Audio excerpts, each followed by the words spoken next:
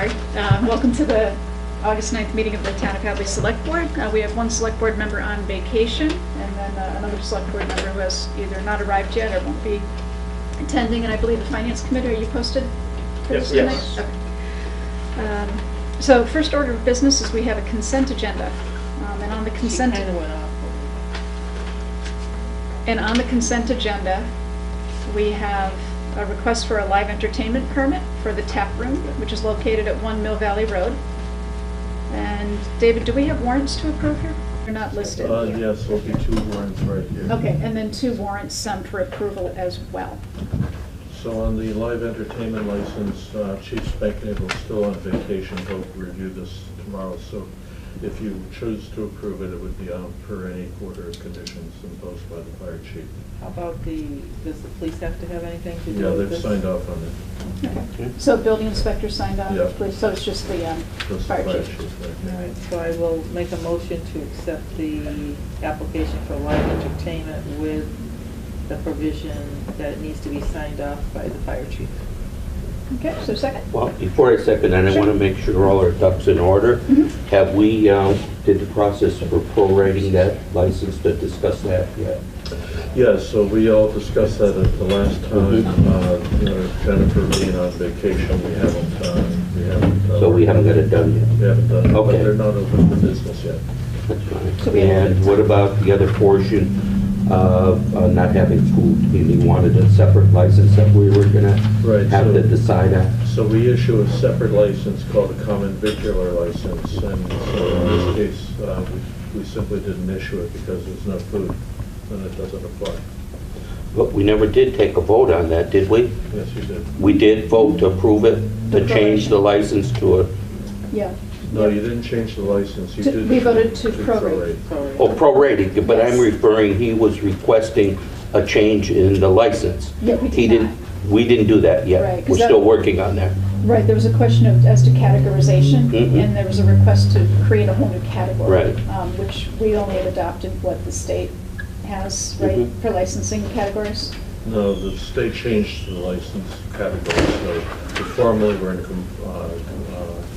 co-linear with them, but then they changed their categories, and Right. so we haven't changed that. We have not changed ours to coincide Yeah. with that, so that's a separate. That's a separate. That'll come back at another date, in other words. Okay, fine. Okay. Second. Okay, so motion made and seconded to approve, subject to conditions with the fire chief signing off. All in favor? Aye. Aye. Okay. All right, public comment. So we do have time this evening for public comment. Is anybody here for public comment?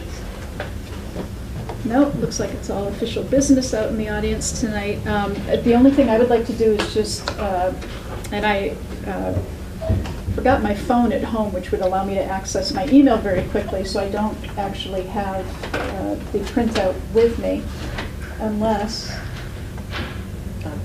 this is the, yes, okay. We had a request from a citizen who did want to acknowledge that they had sent a letter indicating that they had an interaction with one of our dispatchers, Henry Bai, and that they were dealing with an erratic driver driving on River Drive. And apparently it was a little bit of a dicey situation, and they wanted to make sure that we were well aware of the fact that Dispatcher Bai displayed very professional conduct in a very difficult situation. And he was quite knowledgeable, and they wanted him to be publicly acknowledged for his good work. So, hi. Something nice can change. It happens often now occasionally. Okay. So then the appointment we do have this evening is with the Finance Committee.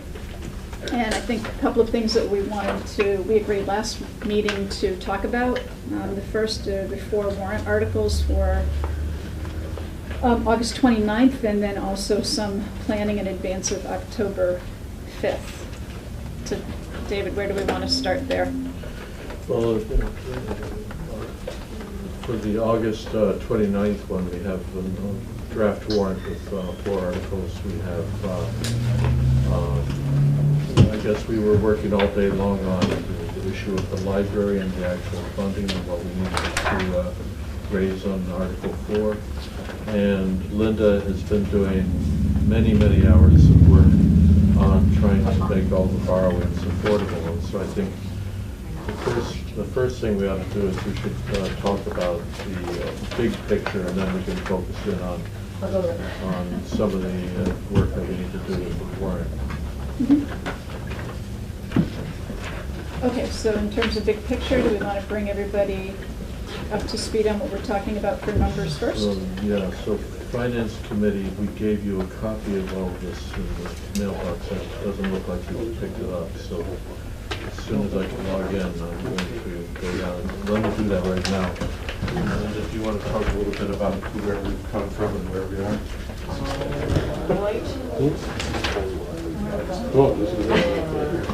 Thank you. And Linda, just so you know, we're working on only one microphone this evening, so it may be a little bit difficult for folks to hear. So I guess for anybody. Which microphone? This one it's over here. Oh, okay. So just try to speak up as Shout much as louder? possible. Okay. Right, we had,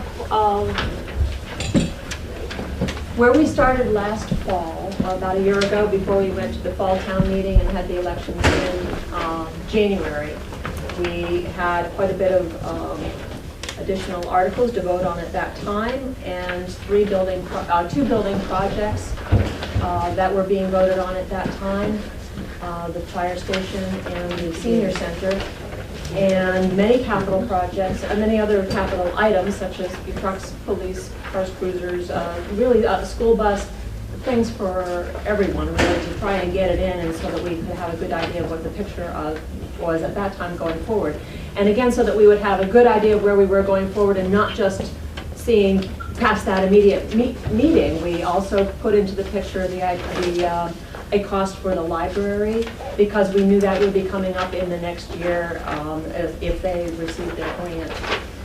And at that time, we put, with the help of David Eisenthal at Unibank, and David and I and all of us working on what was needed, we were able to present at town meeting a graph which would show the increase over current levels for debt exclusion override. And I think people watched that, they remember a graph that had us going up by $95 over the current financing in the first year. It would stay at that level for about 5 years, and then it would start to drift down again, where we make room for other projects would kick in at that time. We had some flexibility of how that would be, but the idea, the select board had a number of scenarios at that time and chose the one which, rather than go up, that we had an even predictable amount, that it went up $95 and then stayed there for a few years and drifted back down. When we had the additional items come on at select board meetings this year, and then now it's coming on this warrant, we had an additional $1.8 million to factor in for the senior center. We had an additional amount to factor in for the library once we had the grant, and once we squared away what the figures were, so we knew exactly what it was that we were looking at. I don't think that building cost ever went up. We just really didn't have the figures lined up the way we wanted them to be. And additional amount that the fire substation was looking for, and the purchase of the land. So those were a lot of things to factor in, and you don't get all those additional items without a cost.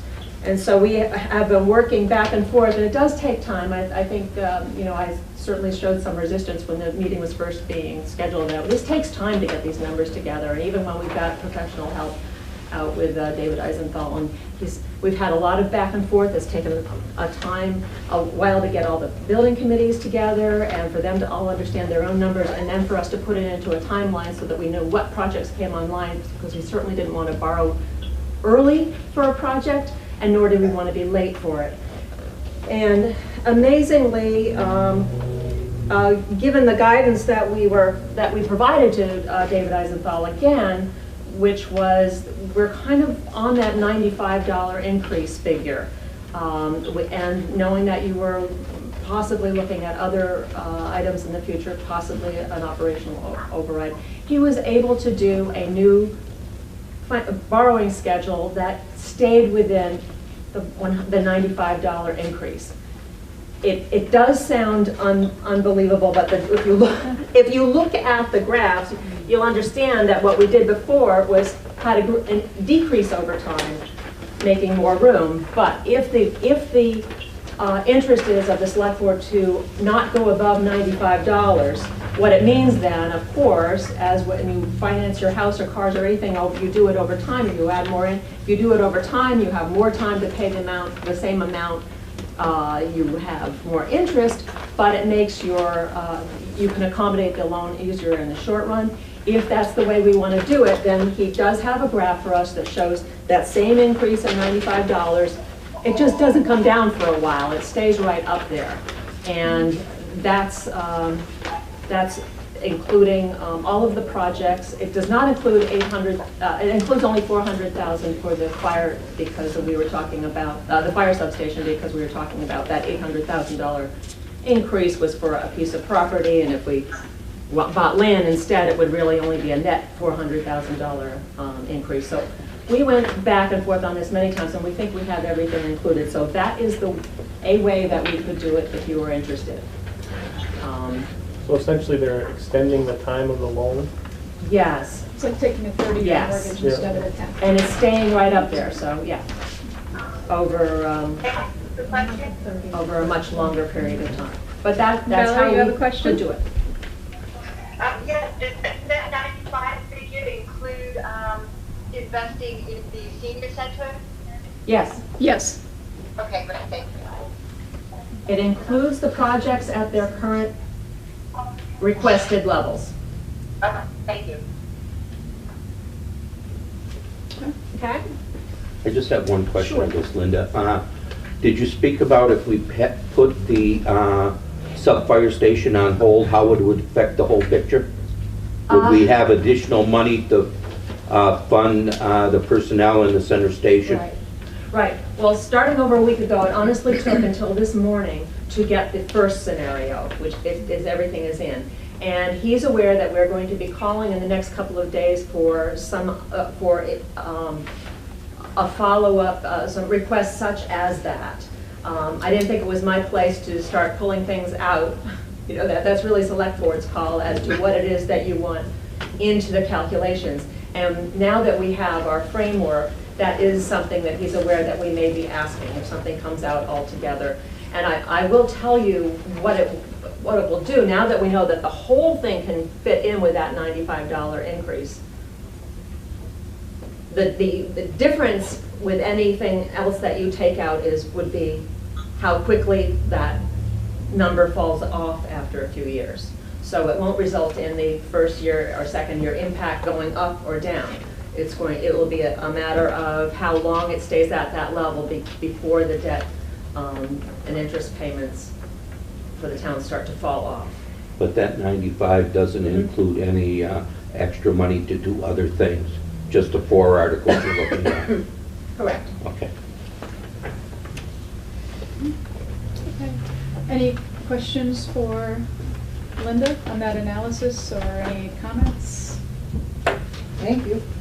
Yeah, thank you very much. Yeah, any thoughts too? So we had already talked, knowing that there was some discussion last time that Donald had brought up about the possibility of just putting a deferment, if you will, and taking the North Hadley substation out of the mix, but leaving the land in.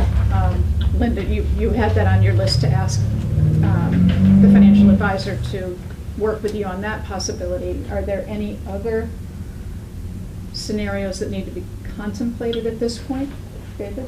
One of the things, and Linda and I have talked about this, one of the things that we're concerned about, we can do it within the $95, but in the previous, what we presented to you last year showed that there was going to be a drop-off, and we thought that we could add more projects that we need going down the road, and that there would be an opportunity, and we hadn't done the fine-grained analysis, but there was at least the opportunity that we could keep that $95 increased level for a new highway garage and improvements to the schools and other kinds of things we would be borrowing, that we expected that we would be borrowing for, and that we saw coming up in the capital plan.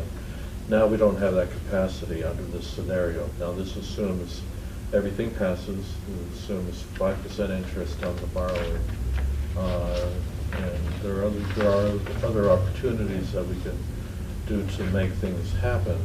But given the plan that we're presenting to you right now, there's no capacity for a long time for other projects. So any additional projects down the road would wind up in another override that would indeed increase the taxes. Right. Linda? One other thing I'd like to put out, we did use the 5% for the bond, not for the bands in the first few years. Mm-hmm. And when you're borrowing $13–14 million, the difference between 5% or 3%, it makes a large difference. And so this is on the outside, this is on the high side. And This I is know on the conservative side. this is, we hope and we expect that it's going to be something less than 5%, in which case it would start opening up some more of that capacity again, but it's something we just don't know at this time. And I do want to say one more time, because it always sounds so not credible that we do this for $95. We're not doing this for $95. We're doing this for a $95 increase on the average household per year, $95 above the 2017 level that we were paying on debt exclusion, covered by our debt exclusion override. So this is an increase, and then we would stay at that, on the assumption that the town was already paying a certain level. Could they pay $95 more? They did say yes, and now we have kept it at that level that was accepted once before, with the exception, with the provision that it goes on for several years. Jim? What is the average household value that's based on? $308. $313,000. Thank you. Yeah. Over 300,000. Yeah. Amy? You mentioned the rate was that you're talking about the 5%. How about with the rates going up? Is that going to be affected since our market the rates seem to be going up? So we typically, when we borrow, we're getting rates of around 3%. So. No. But they're fixed, right? They don't fluctuate? I think that's why David Eisenthal, the financial advisor, suggested using 5. And to Linda's point, based on the pace with which the Fed is expected to do anything, and there's not a direct correlation here, Okay. that there isn't an expectation that we're actually, over this time frame, even going to hit that 5, but he wanted to be on the upper end. Are these fixed rate loans or are they variable? Those are fixed rate loans, right, Linda? Right. Once we get a bond, this borrowing is in we're borrowing in two different ways. One is, it's called a BAN, B-A-N, which is a bond anticipation note. It's a 1 year or less, but it's a 1 year note. This is short-term borrowing. We do 1 year at a time. And each year we borrow the amount that we need, that exactly what we need for what was purchased that year, or to carry us to the next round. We actually got, the first year was 0.74% for the first year note. The one we just took out this June, we did 1.24%. When we got to the fixed rate, which is the equivalent, fixed rate, the bond, once we get to that, is the equivalent of getting into a long-term fixed rate mortgage. Basically, we would do that entire amount for 5%. Why would we switch over to the bond when the BAN rates are so good? Is you can't borrow for 20 years. You can't borrow for a building project for, the BAN notes are limited to 10 years. We have to do that within 10 years, and we need to borrow these for much longer. So we're going to, for the first few years while the construction's happening and we're just spending not the full amount, we are putting the building expenses on BANs and borrowing each year. But at some point we have to make that jump, and at this point it's anticipated for 2021, I believe, is when he has us going into the 5% bond. David? Oh, sorry. Go ahead. Donna? Yeah. You know, I guess my main concern is the articles. If people feel they want them all, they vote for them, you live with the consequences. But my real problem is the 2019 budget. We know what's happening, the Finance Committee knows what's happening. Without a bona fide override in 2019, the taxpayers in this town are no longer going to have the services they've become accustomed to. We're going to be forced possibly with layoffs, maybe in the school, maybe police, fire. And we don't have any wiggle room if we get tied up into this 95 for that long a period of time. You know, if we have a bona fide emergency, we have nowhere to go at that point with our money, unless we take from stabilization or something, you know, to solve the situation. But I'm more concerned about 219 budget and make sure we do the right thing. That's why I suggested, you know, putting the substation on hold. And it frees up the money, and plus we're getting what the chief wants for personnel for the fire center station that can protect this town's property and citizens. But you also have to remember that the center station is not equipped or set up to handle a full-time or a day full-time fire department at this point without some type of renovations to it. So that's going to be another thing that's going to come onto the agenda. It's not going to be able to house somebody and the 4 of them and the equipment. Yeah, but we're talking daytime, you just said I'm it. talking We're not daytime providing now. quarters at this point for firefighters to sleep in there at night. But So if- I think we could accommodate them with the center station the way it is. And plus, they're upgrading a lot of things presently, you know? But it's something we possibly can put off. I'm not saying killing the article completely, but bring it back in a more timely fashion when we have the ability to pay for it. Right? And without putting too much of a burden on the taxpayers.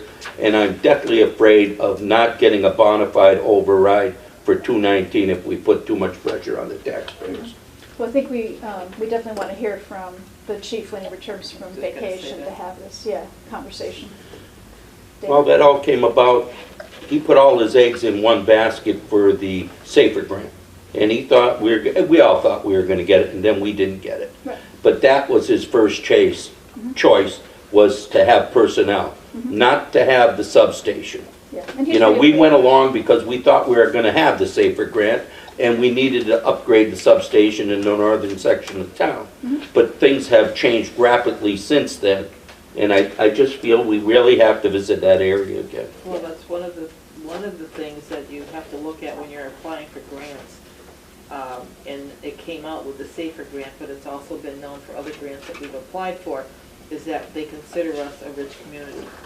And we have the, AA plus bond rating, so that they're looking at that when you go to apply for grants, and they're not giving it to us for that reason. We just got 3.9 million for I the know, library. for the So I'll library. argue that point till the cows come home. Well, We're still eligible, we can get it if we write the grants properly. we have written the grants, but we haven't been able to get water, sewer. We've applied for a lot of grants over Well, now that we have the past couple of cows years. coming home, let's talk about making a silk purse out of a sow's ear. Just good stuff. Go milk the cow and see how much money you get. We'll see how that happens.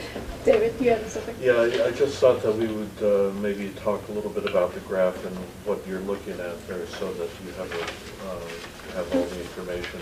She just went over that. Go ahead.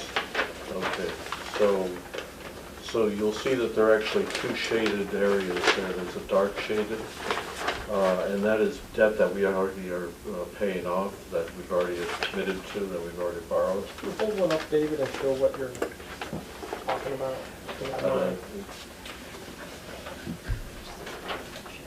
Drew, can you see this? Mm-hmm. Thank you very much. So you see this shaded part right here, this is debt that we've already committed to, and this is our pay down period. And as you can see, it steeply drops off in a number of places, and that's going to have an impact upon taxes. People are going to pay less tax as we retire this debt. That in the short term feels good, but in the long term, we know that we have needs that we need to address, and borrowing is the way to do that. We don't want to be in a situation where the taxes go down and then we have to bring them back up again, because people love it when it goes down, but they don't like it when it goes up. So if we can keep it as even as possible, that is the choice that the select board made last October. The additional debt is the debt that we're talking about here, the buildings, the cost adjustments for the senior center and the fire substation, as well as the library. So that's what we're talking about. This is new borrowing that we have not committed ourselves to. There's actually an interim level, because the dark one is what was committed to before last fall's town meeting. And Now, as you're speaking now, I realize we don't really have a differentiation in there between what we committed to again through January. So actually, having a third shade is something maybe we can work on.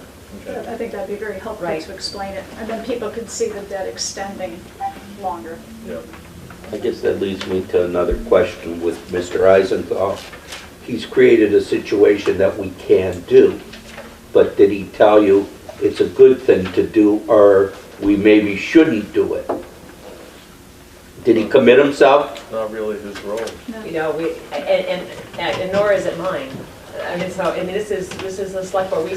We show you what it would look like if this happens. You've put together a warrant with all of these items on it, and I work with him to show how it could be financed. He would certainly not make that. But there could be an adverse effect to doing this Yeah. 95 for that length of time. And I think that what David said is the adverse effect, that what happens, that is whether, what else comes along. What's not factored in here is is the capital plan, other items being requested, and I haven't seen that either, but those items are not in here. Right. We're just talking about What, four what's on the warrant table articles. so far? Right.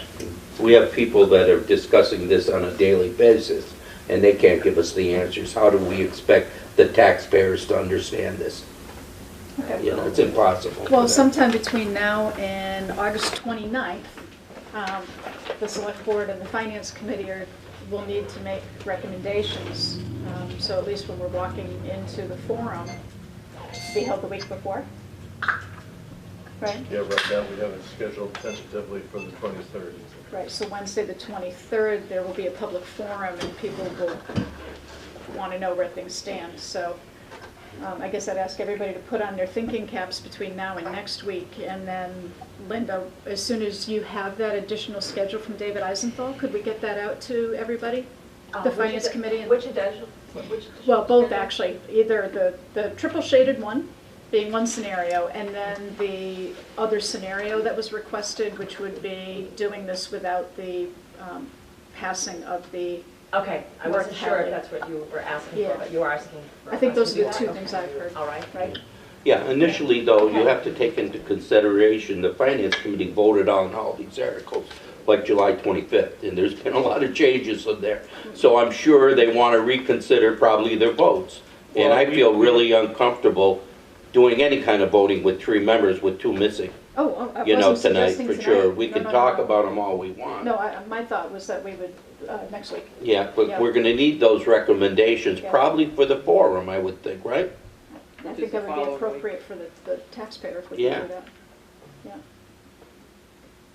Yeah. Anything further from your end, David? If there are any questions, if you could get them to us as soon as possible, that way we have the maximum amount of time to work with David Eisenthal and turn this around. Yeah, and I guess, I know Linda mentioned it, but I just want to say, again, sometimes it's not obvious to folks what has to go on behind the scenes. And I just want to give an enormous thank you to Linda, Joan in support of Linda, David Nixon, and David Eisenthal for working through this. I mean, this is actually more complicated stuff than people may think, because there's so many choices that can be made all along the way, and it's impossible to show every iteration. And there's an awful lot of documentation of assumptions. So also thank you to all of the folks involved with the building projects who were able to get good information to Linda so that the sausage could be made. Okay. Well, thank you. When will we have the figure for the library that we're going to use? That's coming up right now. Yep. That's the Okay. next I item didn't know of that. discussion. Okay. Okay. Where, it's not on the Finance Committee doc here. All right, you should have a copy, paper copy of the information is happening so quickly that we have a paper copy of the warrant. And that shows the price of $3.7 million. Yeah, 3,786,292. Could you say that again? 3,786,292. All right, this is information that was conveyed to us last night from the library trustees. And we had multiple conversations with the Department of Revenue on this issue because we wanted to make sure that we had the right number in front of town meeting so that we were not going to somehow make this project not happen, but because we took the wrong choice, out of not knowing. So we talked a lot with Terry Williams, who is our account representative with the Division of Local Assessment, and he said that we only need to borrow the amount that is required from the town. So we've got the state grant, we don't have to borrow the entire amount. We do have to be concerned about cash management. So he said, make sure you borrowed enough so that when you need to pay the contractor, there's enough there, given that the state is going to give us Valid. Hey, you're back. You're back? Yeah. Okay. So the state is giving us $3.9 million, give or take. They're going to be giving that out over a 5-year period in 20% increments. So do we have enough cash on hand in year 4 when construction is expected to carry the project forward? That was what Terry Williams was making sure that we understood, that we would have to pay attention to that.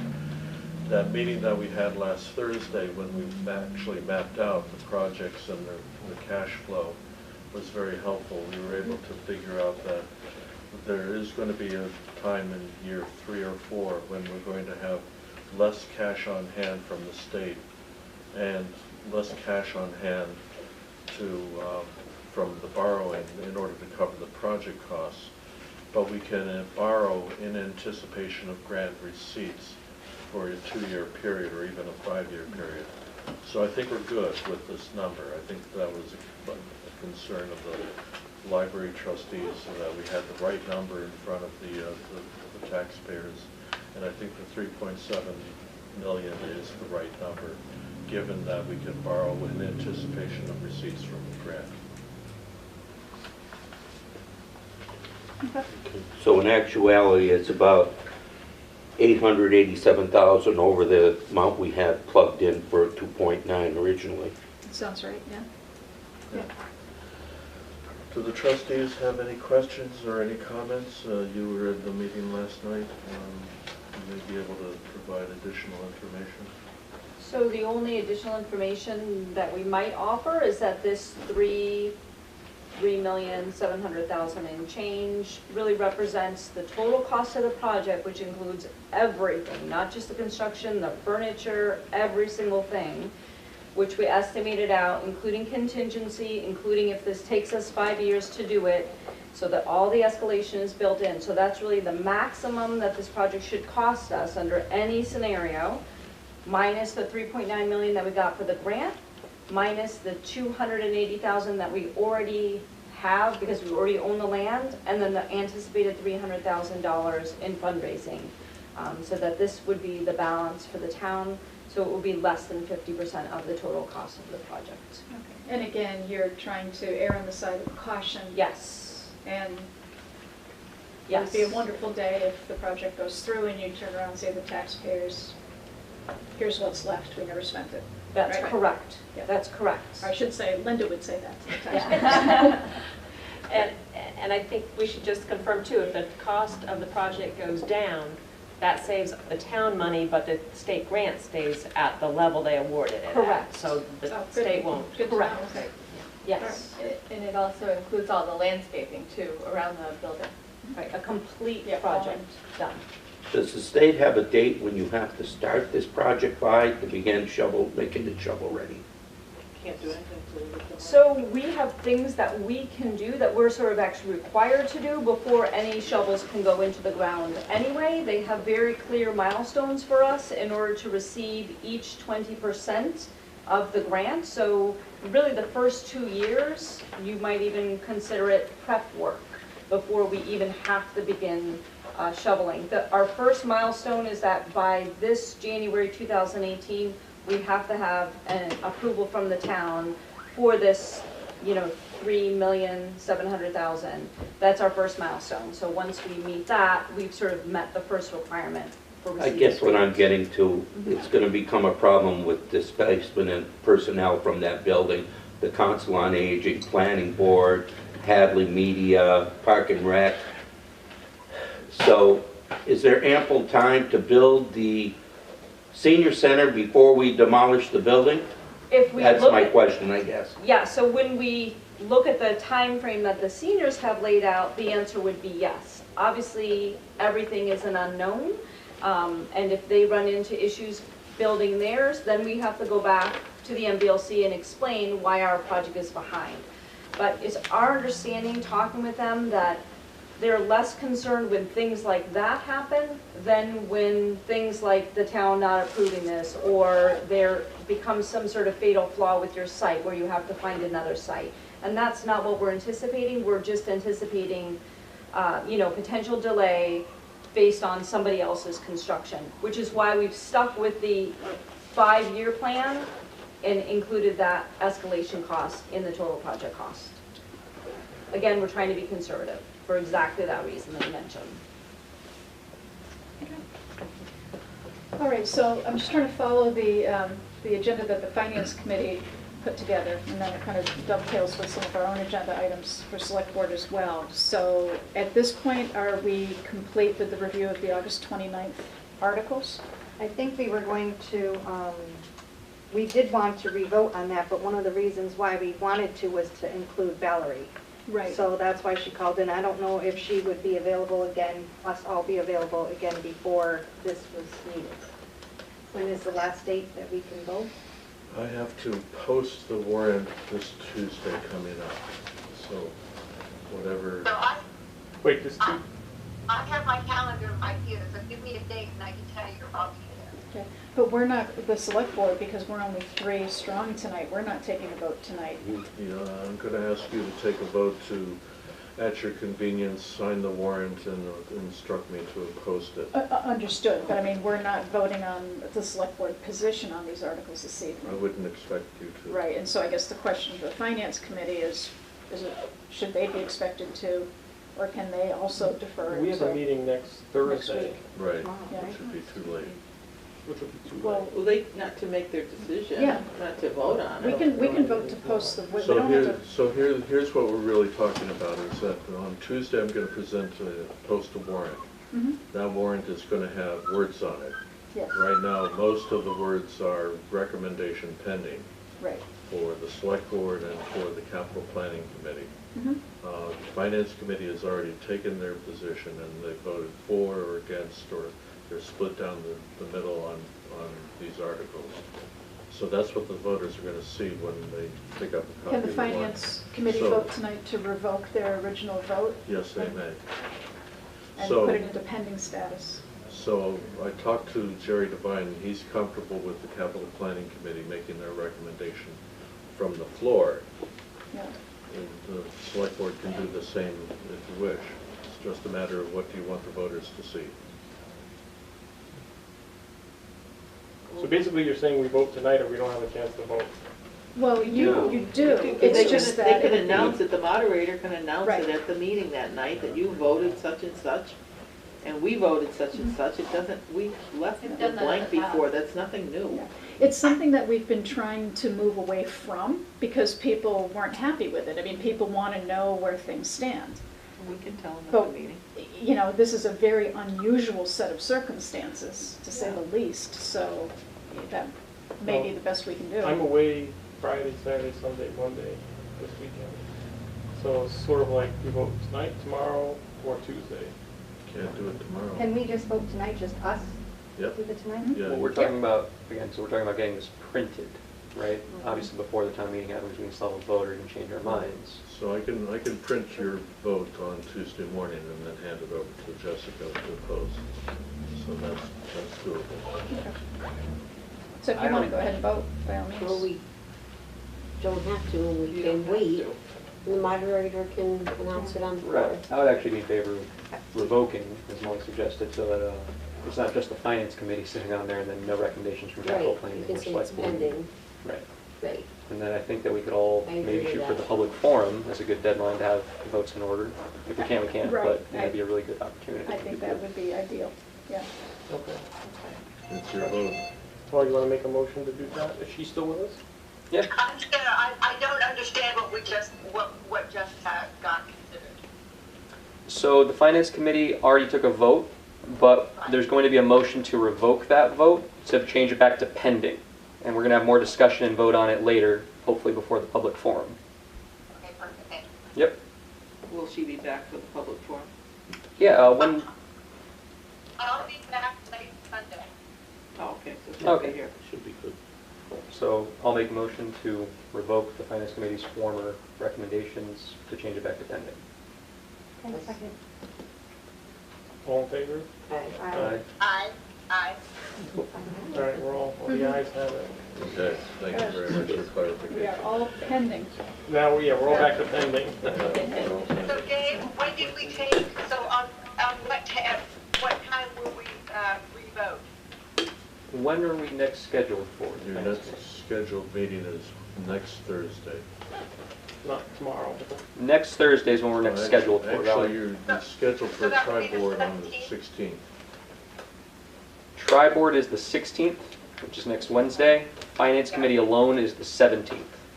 Okay, very good. So are we going to vote on the 17th or the 16th of the finance committee? The 17th, but we could do it at... The 17th works for me. That would be great. Okay. Okay, vote on the 17th. Okay. Okay. I won't be here on this. You won't be here on the 17th? Nope. Leaving Uh-oh. 15. It's okay. Well, but the point of the revote was to include Valerie, so if somebody drops off, that's not cricket. Well, You're gone this whole week? I leave here On the 6th, she's playing for the 16th. and I come back the 27th. Well, Oh, we'll figure it out, maybe we can FaceTime you. Yep. Yeah.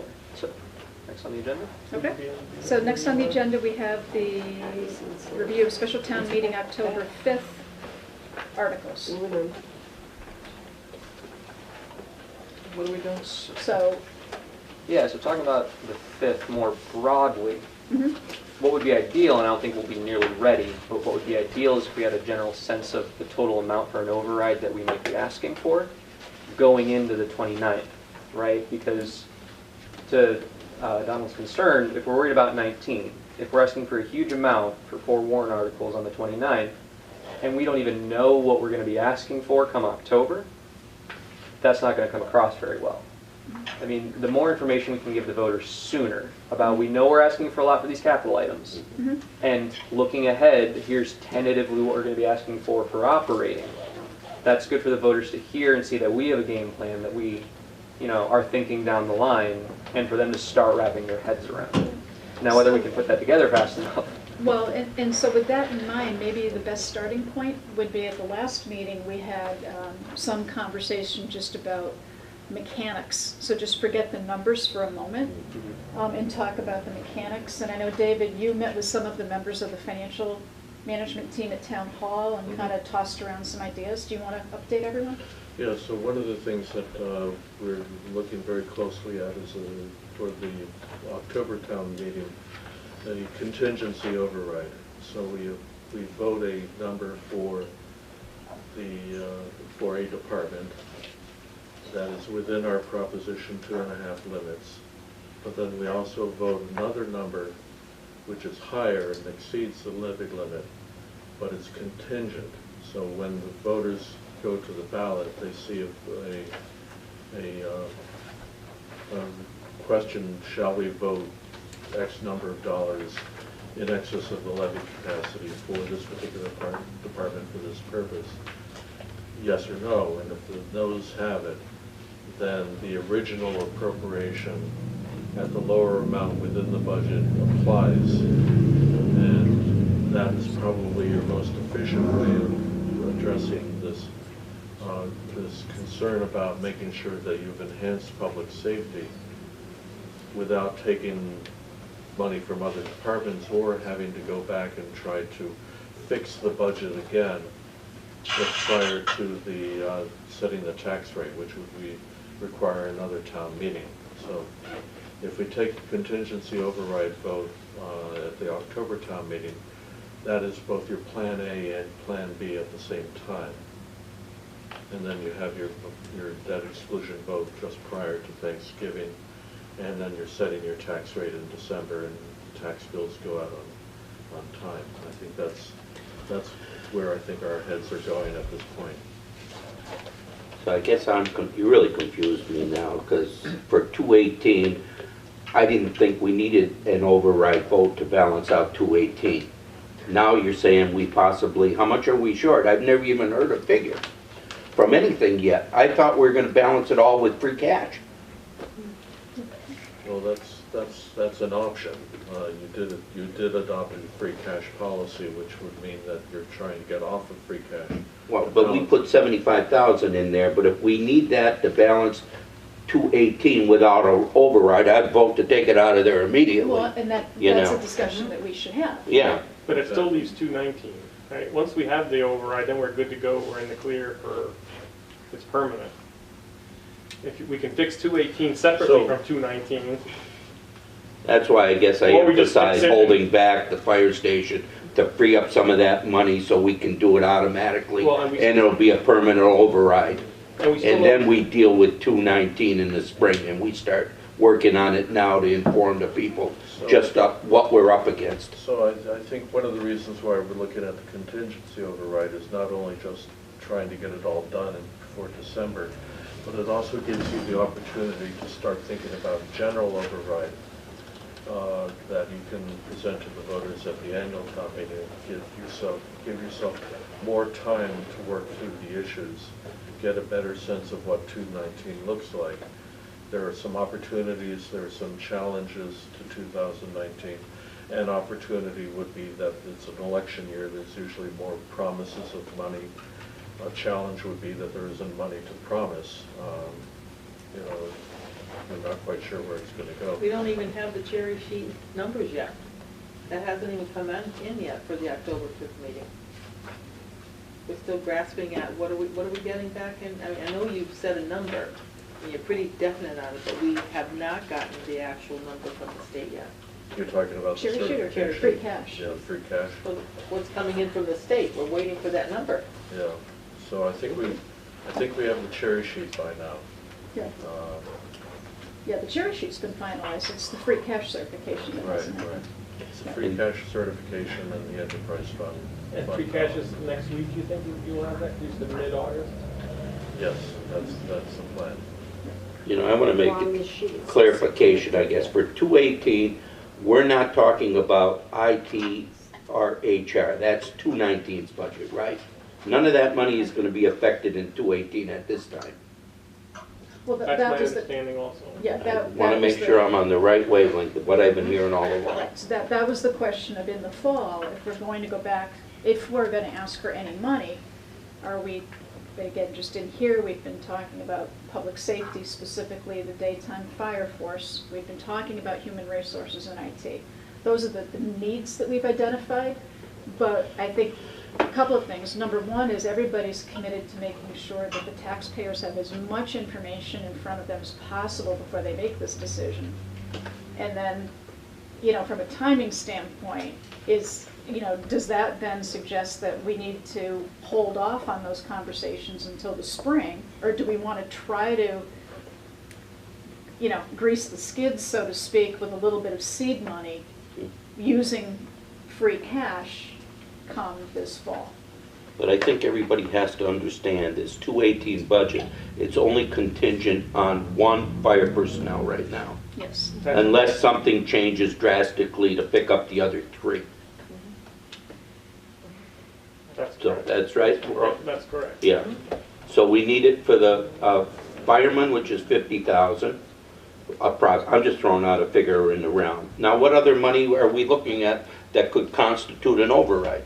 Well, the conversation between the committees has been whether or not we wanted to move forward and try to fund the other fire personnel to round out the workforce that Mike was requesting, and get some money to start dealing with the human resource.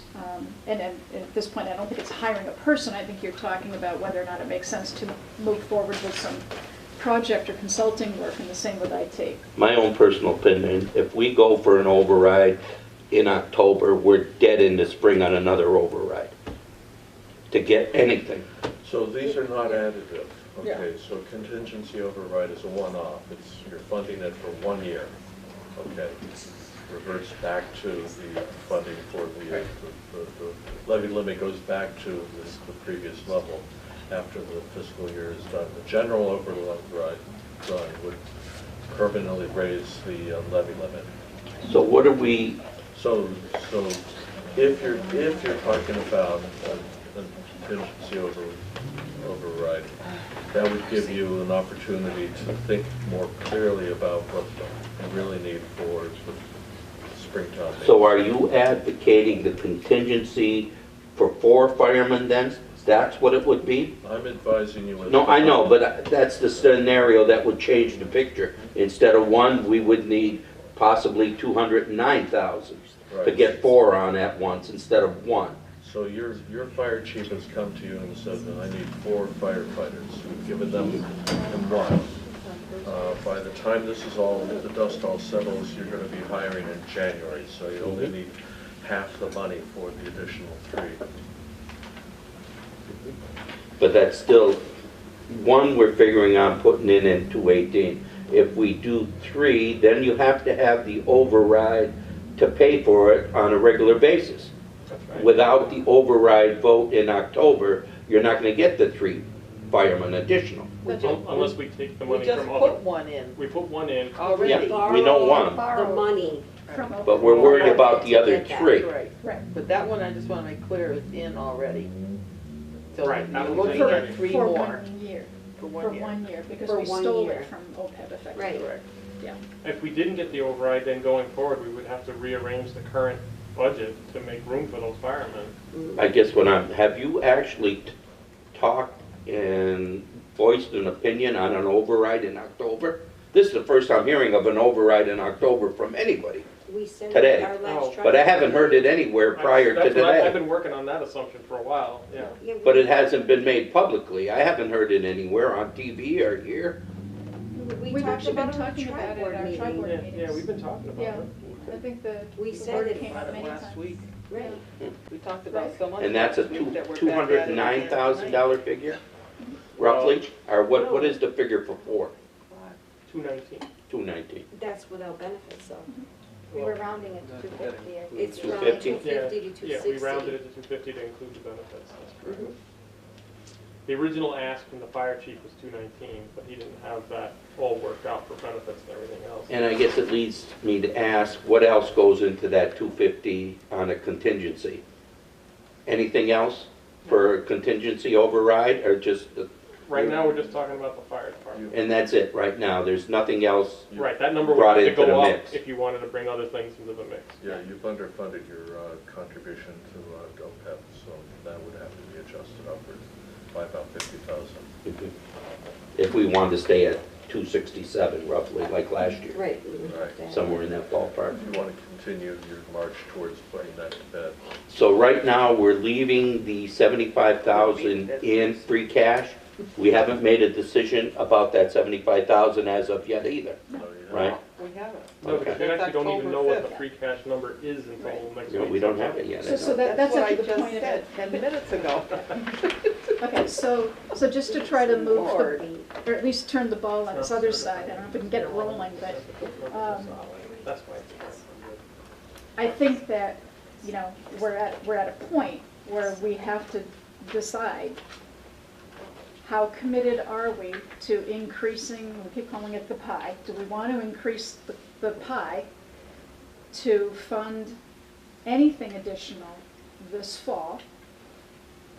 And then if the answer to that is yes, then there are a couple of ways to skin that, you know, to attack that. David has just offered one of those ways. There are other ways, but that would be the least painful and confusing way, believe it or not, for the voters. to do a contingent override and then come back to it in the spring. The other thing we can do would be to commit to these additional costs that are not currently included in the FY18 budget and not ask the taxpayers for an override, which means that we would have to find other funding sources, which might come through in the form of cost reductions in the existing fiscal year budget, or, you know, robbing Peter to pay Paul from stabilization or something. So those are kind of the two things on the table. If the answer is that we're comfortable holding off and not funding the additional fire personnel, or human resources, or IT, or anything else we've talked about, then we put ourselves on a path to have an override discussion, potentially, or again, we're giving ourselves time until the spring town meeting, when we can have had more robust discussions about possible cost reductions, combinations thereof, whatever. But at some point, we have to decide where it's either a go or a no-go on trying to add the personnel this fall. So we have to then decide how we're going to balance that against safety. Chief tells me that he's already in an emergency situation with this fire department the way it is. Number one, we tossed out the number of 250. We've said it, we don't know what our numbers are. In order to add this to the budget, it has to be an increase in the general fund. You're not going to put this in on a temporary basis and then go back a year later and say, okay, you're being cut again. So now there's no money in the budget, so let's take away 2 firefighters. Well, but we wouldn't take away 2 firefighters. We would How find do some. you know you're not going to? No. Because we wouldn't do that. essential. They're essential. We would take They're non-essential. I mean, and again, What's not just essential that we've got? We've got a budget right now. just to be careful, it's a recommendation that would be coming. It's town meeting that decides. Right. Just Right. But we discuss other options at Right. tri-board meeting, and Right. We're still in the nobody discussion wants of to it. discuss any. Well, we're in the, if we could move on to another subject here, there's one on the agenda here for tonight. Well, let's go to it. Once we Let's get go with through it. August 29th, to the initial meeting, then we're gonna have direction going into October. But I like Gabe's idea, setting some time aside at that October meeting to inform the people what the situation's gonna be in the 219 budget.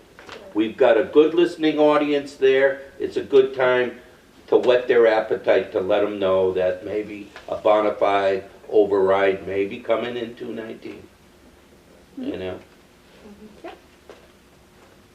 Okay, so nobody's ready to say, yes, we definitely want to be looking at fire personnel in the fall. We're going to put that on hold and we're going to keep going with the agenda? Is that what I'm hearing?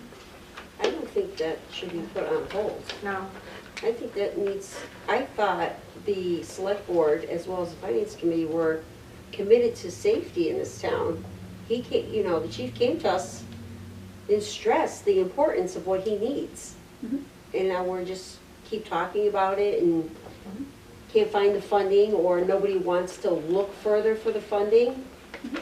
What we And need, so we just drop the ball. It needs to get done. one of the things that we haven't done with the 250 is to tell the taxpayers how much it's gonna add to the general increase, which is gonna be a permanent fix on their taxes.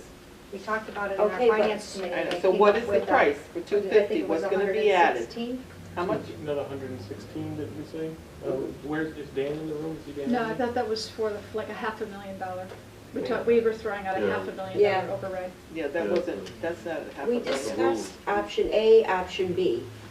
Remember, we like the A's and the B's, 2 options. Didn't we discuss it? Yeah, option A was that the town would vote for an override, and option B was that we would rearrange the town budget and non-essential services would go in favor of essential services. You know, regardless, we've got to get the meeting posted for August, what, 16th, you said? Yes.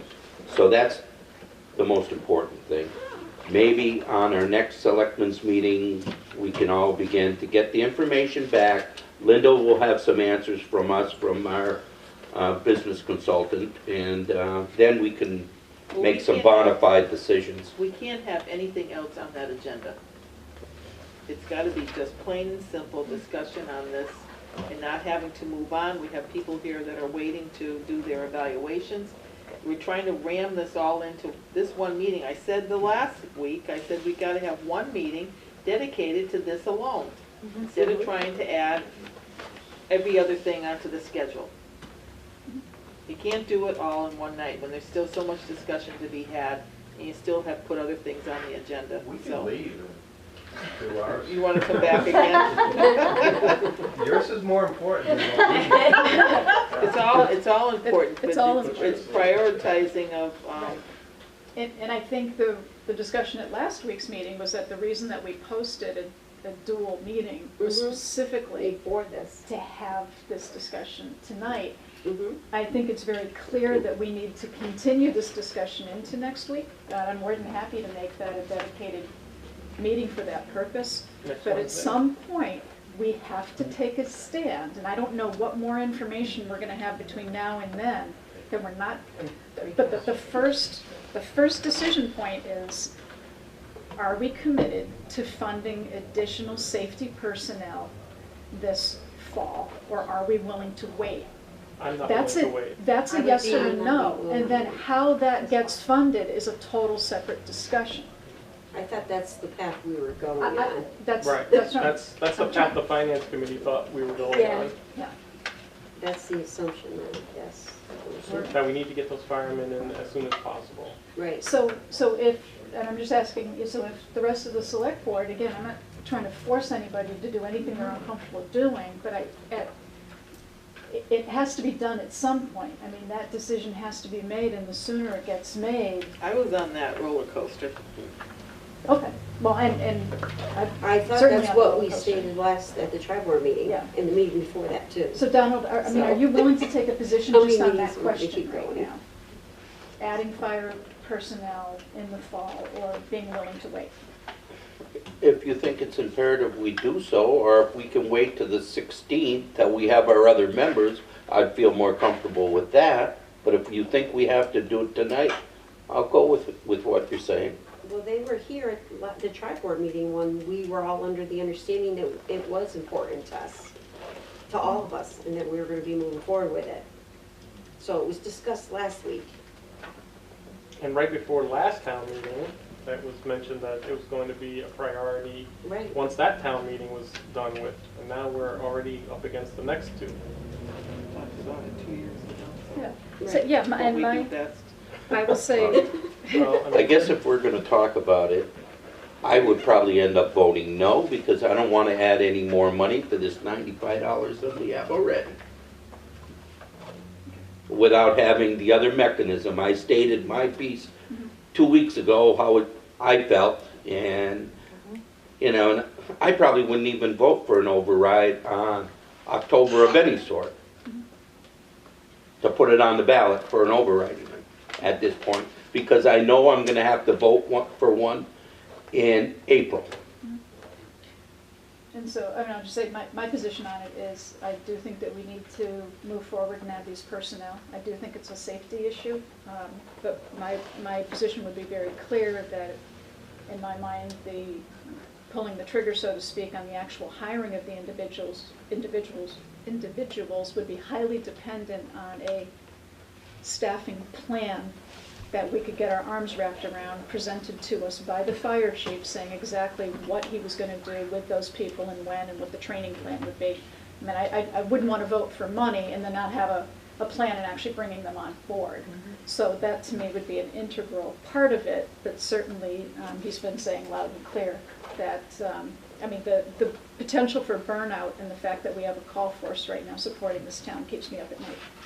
So that's just Ryan. Forgive me, because it was right around when I just came on the finance committee, but I thought we had that breakdown from the chief about the exact personnel he needed, down to the titles that they were going to have and their exact salaries. Yeah. So I'm wondering what other breakdown could An you provide implementation us? plan. I mean, it's one thing to put a chart together and say this is what the folks are going to do, but then you also want to know what do they need for training, how much is all of that going to cost when you bring people on. And Donald's asking, or somebody was asking questions about the building. You know, what does that mean for the building? Is that all set? Yeah. So I mean, it's really the implementation side of it. So here's the design, but here's how I'm going to implement, and I want to hear that from him. Gotcha. I know Because I was a initially little he bit said- surprised at you know, the recent hire, the direction that he went in with that, and I just want to understand better the rest of the personnel. I know the chief initially said ideally he'd like to have 4, but staffing levels could work with 3 if he had to. So, Yep, he did say that, but he definitely preferred the 4. but he did prefer, that's ideal. But not all situations are ideal right now. Well, it sounds like we need to have, it would be prudent to have the chief present next Wednesday, right? I think so. I just don't want to see it held up because we're trying to do IT and HR. Yeah. And, you know, I think this is too important to push off because if we want to add those things to the list. Okay, so it sounds then that we need a full complement of the select board, that you know where everybody here stands at the moment, and we're going to have to continue this discussion in a very focused way next Wednesday. I don't think the school's going to have much input because they're pretty well squared away for 218 in their budget. Yeah. Their concern is going to be 219, so Right. I don't think they're going to take up much time of that meeting. It's these 2 boards. Okay. So we've agreed that next Wednesday, this will be hammered out and nothing else will get put on the agenda except that. And that's for the October 5th meeting. October 5th meeting. In anticipation, since the finance committee is meeting on Thursday right after, the select board is welcome to join us. I don't know if a number of you would be there. I think it might have to be posted ahead of time. But it might be a better time so we're not keeping people waiting at the finance committee meeting. What do we have tentatively on the 16th now for that agenda? Right now, I've got some consent agenda items, but it's a focused discussion with the Nothing else pending there? Right. If it is, we could put it off to a later date possibly. Right, the only thing we Okay. likely would have been adding would have been, you know, I don't even want to say only, because they're important, but performance evaluations. And so we're, again, going to have to be putting off our staff. Actually, we didn't have any scheduled because the 16th was a special called meeting, so your performance evaluation. I asked for it to be just focused on budget and not anything else. That's totally fine with me. That's good. Okay, all right, so that's the plan for next week? Okay. Before we go on, I do have Do we still one other have to thing I vote need to go back, or but post Tonight. when we Is just that later voted in the just now agenda? for Or do you want the us to do it special right now? town meeting on the 29th to hold off our votes, one of the reasons I was for that is I did not hear Terry say she was not going to be there. Yeah, I made that clear. I did not catch meetings that. ago. One of the reasons why we decided to do our votes again was to include Valerie so that all 5 of us could Right. have a vote. Right, so it's not fair to just exchange one member for another. We need to have the vote when all can be present. I almost rather have, if this is the only time that we can do it where all 5 of us would have a say, I would prefer to do it. Do you want to recess and, not recess, but move your meeting into another room and then take those 4 votes? Sure. And then come back Yeah, and we can do report that. it? Absolutely. Okay. Yes. All right, and so David's I think I office is can, open. Okay, great. Madam Thank you. Chair, in the Yes, meantime, can yes. we vote for the posting, the 3 of us, and get that out of the way? yeah, I was going to say, well, we can take off some of these other things. Right, so Okay. we'll go and come back. Right, Just for that vote. Right. Yeah. yeah, It won't- right, because some of the other items, I know you guys want to be present. Done. Sure, thank you. Okay, Done for the night. okay. Cooked. All right, so David, you need us to vote on the warrant? Sign and post the August 29th special town meeting warrant? Okay, so the form of the motion I recommend is that to instruct the posting of that you will sign at your convenience and allow the Finance Committee to present on the warrant their recommendations and then to post that warrant. Okay. So moved. Second. Okay, motion made and seconded, all in favor? Aye. Aye. Okay. So we got that out of the way, and Do then, you have something for us to sign now or later? No, We'll just wait. That's why you're signing at your convenience, Okay. because things Just going too quickly. Our convenience before when? Tuesday. before Tuesday. Needed to say that. you want to jump to, I'm just, again, I think the Finance Committee wants to hear some, yeah. We set a forum date? Yes, 23rd. 23rd, the Wednesday before. Okay. And that's just pending solidification of the venue, I believe. Right, I don't know if we What have does the- confirmation. What does the finance committee want to hear about? They're going to want to hear the discussion about part-time elected officials. So anyway, I could just move forward with some of these quickly. Water abatement request, I'm going to jump to that, 27 East Street. 405, that's right, then we need to make, yeah, we need 405. I guess I have a question of whether or not the water department has gone out to the house to check. Oh, yes, Yes. the meter's working fine. So why is there such an increase? It's a rental property.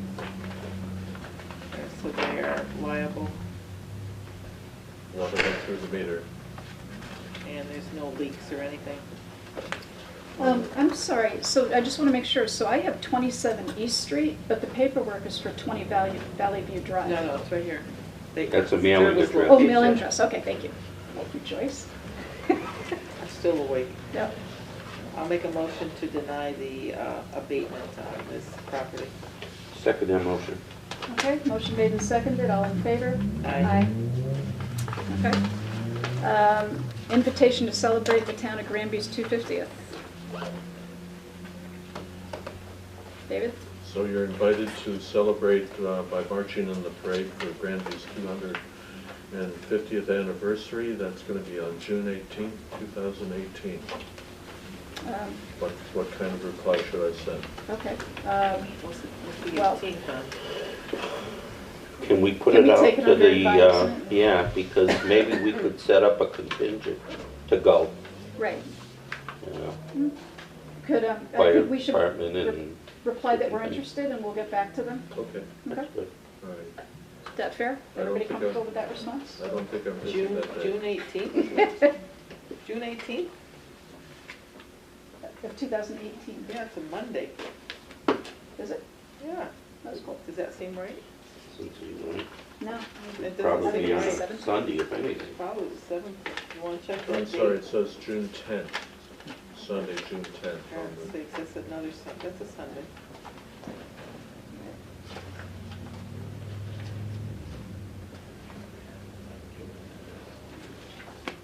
Okay.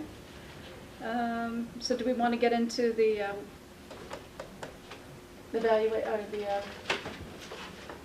self-assessment while the finance committee is in recess? Is there anything else that they're gonna, they need? Are we all done with other business? It was kind of mixed in It was with kind of, yeah. theirs. I think other than just an update on some of the other initiatives. and How again, about, they're how part about of the it. senior center? Do they have any update for tonight? You guys were just here for the articles, right? Oh, okay, Yeah. so Okay. you can cross that one, cross Oh, that one. David did have an update on the North Hadley land, right, the borings? So we had the 3 borings done on Monday and Tuesday.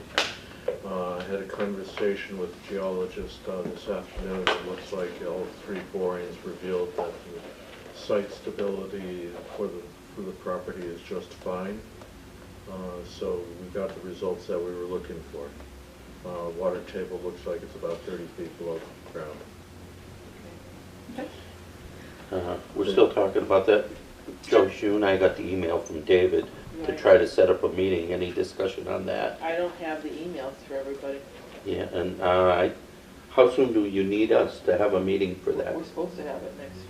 Yeah, I think we were, Next week. the select board were looking for some sort of recommendation from the committee. We did discuss at our last meeting that we held that everyone was in favor of purchasing that piece of property up there. Right, So that, there was a vote on that.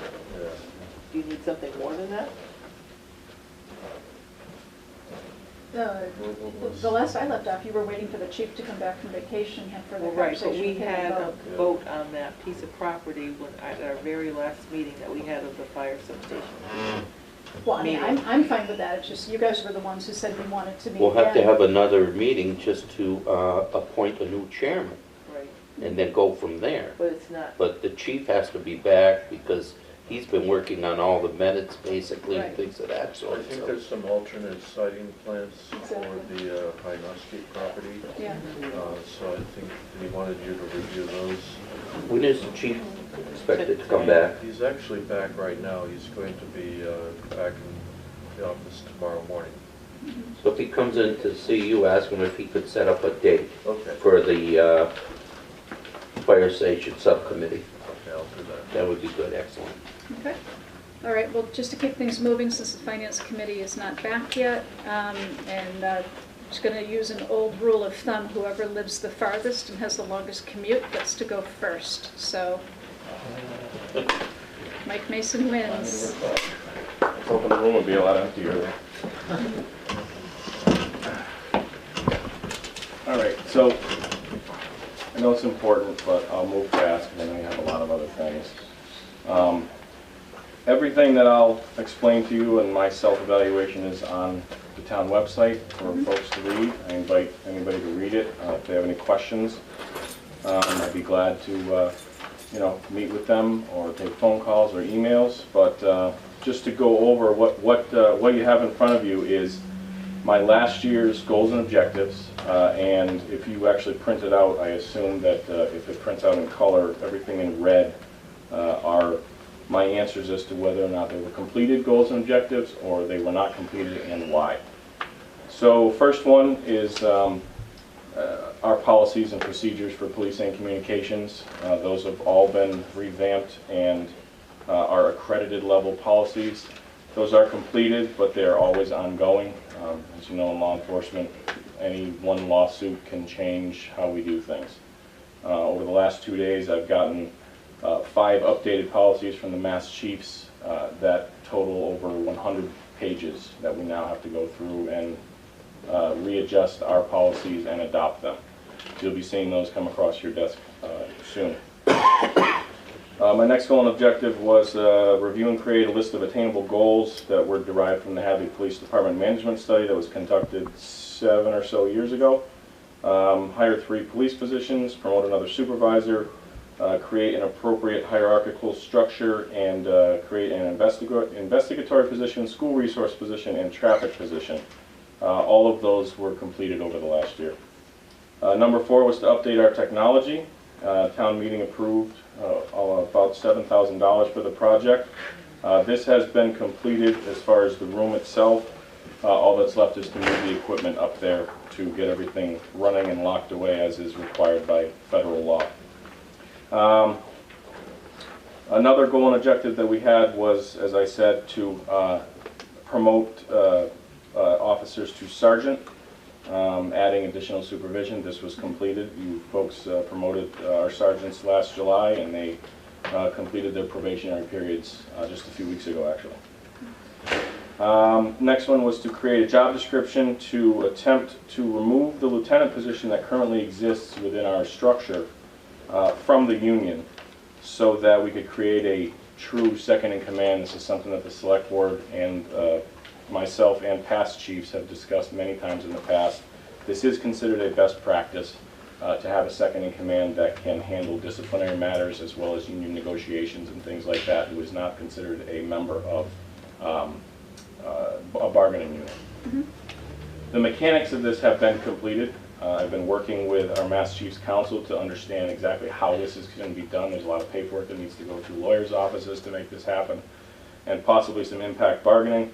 But the mechanics are completed. We simply need to get our officers out of the academy so that we can assess what the costs of this are going to be and see if we can afford it without all the discussion with budgets. We're going to try to afford it within our own budget somehow. Would you like, can we ask questions of Laura? Fire away. Yeah. Up to you. No, I was just wondering, like you just said, you'd work it out in your budget, so you would maybe like escalate up to a lieutenant and remove a sergeant or something? No. Like What the plan is, and I'll actually get to that, is we have been doing really well with the original plan of reducing the overtime. We've been cutting. The data shows that we've cut a substantial amount of money from that line item, the spending. What I would really like to do is do the same thing that we did when we hired our 3 additional officers and simply reposition some of that money to create this position without a burden on the taxpayer. Thank you. The next one was to create those 3 positions that I spoke about earlier, the detective, school resource officer, and traffic officer. Those have all been completed, and we actually added an additional officer, additional specialized officer for a community liaison to build the bridges between the police department and the community a little bit stronger. Another one was to investigate and possibly implement a change to 12-hour shifts. This wasn't met with a lot of favor from the officers when we began to discuss it. There's a lot of things that have to change, a lot of things that have to fall into place for this. I decided fairly quickly that the benefits of this just did not outweigh the negatives, and it really would have hurt morale significantly to make this change. It is still a consideration, but as of right now, it's going to go on the back burner. What we found with that, with the 12-hour shifts, is that if somebody calls out, you've got It's a lot harder to fill. You've got a 12-hour to fill, Yeah. so. No, with nursing, yeah. Yeah, Yep. so it's about the same. Yeah. You only have to hire 2 people for that one day of Yeah. shift, which is really nice. Which is exactly what we were looking at. Certainly, if someone calls out, and certainly. You essentially gain an additional officer if you switch to 12-hour shifts, but like I said, the burden it's going to put on not only scheduling but also the people who are working those 12-hour shifts, it's just at this point not worth the risk. Another goal and objective was to create a grant writing position with a job description. This is completed, needs to be readdressed slightly. The folks that we had identified as our grant writers have left the agency for other departments. We have another young officer who has taken to this like it's second nature to him. He's in the academy right now, and we intend on sending him to every possible grant class we can find when he gets out. He has written, before he went to the academy, he has written and worked on grants that accumulated over $30,000 for our agency. We were able to buy laptops, computers, monitors, things that we would have had to ask for in capital, but we don't have to. And these are annual grants that he can apply for us every single year, so that knocks 30 grand off of any request we would have for capital. So it's a huge, huge benefit to us. And the last one was leasing cruisers. As most people know, depending on how many cars you buy at a time, your interest rate is better or it's worse. We don't buy 5 to 10 cars a year like a city like Springfield or Chicopee would do. The interest rates, in looking at the numbers as of right now, the interest rates are just not worth leasing cars when you only buy 1 or 2 cars, every other year. That's what we're looking at right now, so we've decided to put that aside and continue doing it the way that we're doing it until we decide to try to get it into an operational budget. We'll continue requesting it through capital. And the last thing, it's a really long letter to tell a really short story. Over the last year, as we've discussed in the past, we were able to hire our new officers. We hired them all in January. We were able to get approximately 5 to 5.5 months of data out of whether or not we were going to be successful in our overtime situation. The data shows, just in that short period of time, that with those extra officers on duty and not having to backfill as many shifts because of that, we actually were able to cut 104 overtime shifts within that period, which, using the median overtime rate of the officers, that's a $26,624 cut from our overtime line. And as I said, that's only a 5-month period, and we were short 2 other officers for significant periods of time within that time frame. We had one out on injury, and another one resigned, I believe, and went to another department. So we had multiple months where we were already short 2 extra people. Those people backfilled, and our 4 coming back out of the academy, continuing down this road. I have some predictions, and I'm not quite ready to throw at you. I like data. I'd like to gather a little bit more, but that is my plan, as you'll see in my future goals and objectives. My plan for the future is to parlay that, in a sense, to build on the shortfalls of our agency without, like I said, affecting the taxpayer. We love that about you, too. Yeah. Thank you very much, applauding too for Yeah. doing that. Thank you very much. How many officers presently are in academy, and what is the future of officers going to the academy? We have- And how is that going to affect your overtime? Okay, so if you read the letter, the second page kind of explains that, and I hope think I got people that letter. read it. It's actually flipped, it's in the front, I think. Yeah, we have 4 officers in the academy right now. And to be clear and make sure everybody understands, we are getting killed in overtime. We knew this was going to happen. We prepared for this to happen. We explained that this was going to happen. When they get out, then we're going to revert right back to where we were before they went in. That's when the overtime savings is going to begin. But this is the valley that we have to go through to get to the other side. To answer your second question, Donald, once they return, the next year we'll have to send 2 officers, but that will be like a party compared to what we're going through right now. So the plan is working. The data bears that out, and we're looking forward to getting these 4 folks back and then put those other 2 through, and then off we go. So my goals and objectives that whenever you call me back for that, will show what I'm looking towards for FY19. And also, after having putting them through the academy, they also have to make the commitment to stay here.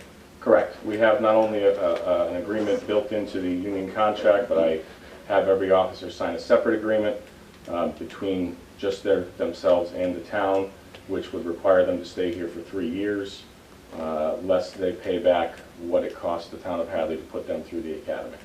It is, and you'll hear me say this when we go to contract negotiations, it is much cheaper to retain people than it is to replace them. We have to start to focus on retaining these employees. Our insurance trust is contemplating some significant changes which may affect bargaining in the police union contract. Have you been aware of any of that yet from them and how it might affect us, or it's too early? No, it's too early. Both the police union and the dispatchers union have both been advised. They've been sent letters from David Nixon's office. I have not heard one word of discussion about it as of yet, but my understanding is the plan is to notify them very soon that we'd like to sit down with them and begin negotiations. I'm sure we'll hear something about it at some point. It's nothing stringent because we did it at the county level, and it's like 6 items, and already the GIC plan has them, and there may be a slight increase in the prescription.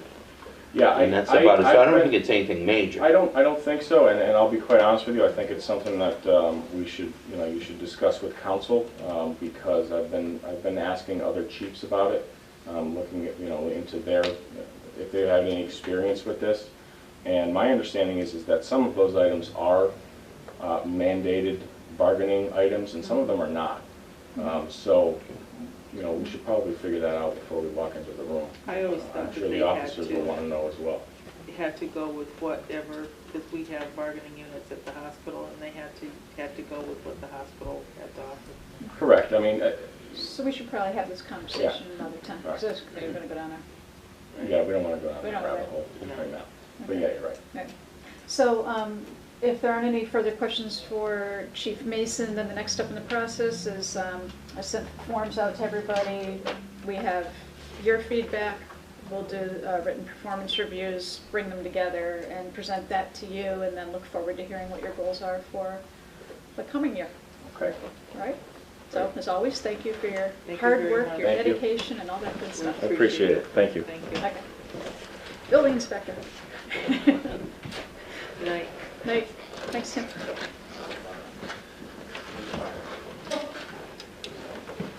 Thank you for giving me this opportunity. This is the first time I've been on this, and I think it's actually a good thing. It works a benefit for both. It gets a little bit of word out of what I'm experiencing, what my possible needs are. But certainly one of the requests from the board was to look at the fees, and we did do that. And I did raise some of the fees. I looked at a number of the towns, surrounding towns, to see what they had. And we did do that for building. It was primarily on the commercial end. And we also looked at electrical, and we raised that.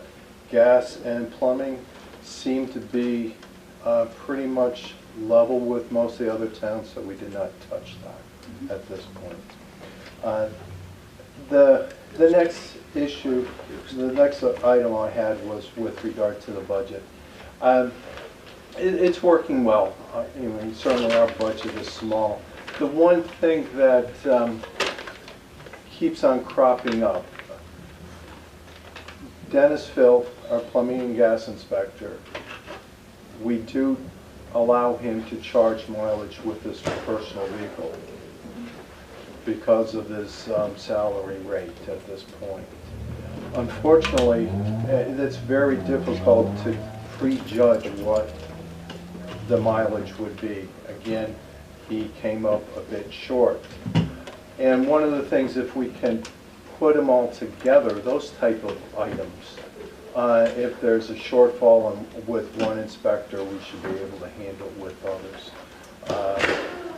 And I think that we can do that. I need to sit down more with David and work with him. I haven't done that, and I certainly want to do that this round. But I think there could be some improvement there to help some of those items for some of the inspectors. The next one is certainly software. We had a major issue with our software package this past year. We rented, there's probably 4 or 5 permitting software packages that are mostly towns use. Ours was upgraded. Unfortunately, our hardware was slightly incompatible with that software, and it took us a while to get that all straightened out. It was subtle, and we didn't realize what was happening until we started needing information, and it became very quickly, it became apparent that there was some issues. When we called in, we found out that after they investigated it, was a hardware issue. We have fixed that, but that did take a lot of time out with regard to trying to deal with that problem. So I have kept the existing system, and as you're aware, Northampton is now looking at a complete package, and I had some good conversations with the building commissioner there, and we certainly await Them the getting outcome. the bugs out? Yes, yes, and he has certainly invited me over when the bugs are worked out to see how things work, and it certainly, I think it'll be a good time and opportunity for Hadley to start looking at that next phase increase, what to do with software. I think there's going to be a lot of advantages to that because we'll be able to do some of the stuff out in the field. One of the disadvantages that we have right now is we push a tremendous amount of paper between the different departments, because what we have to do is get that information out to all the departments in regards to who has and what permits. And that means that every single permit is copied multiple times and disseminated out. Creates a lot of time, personnel, and a lot of wasted paper. And the hope is that when we ever get Content management? Yeah, we'll be able to go to that next level. Certainly, there are a lot of advantages for new software packages, and that'll take time. It's just not going to happen, and I understand that, and that's not an issue. And that goes with number 4, the GIS package and everything else with the software.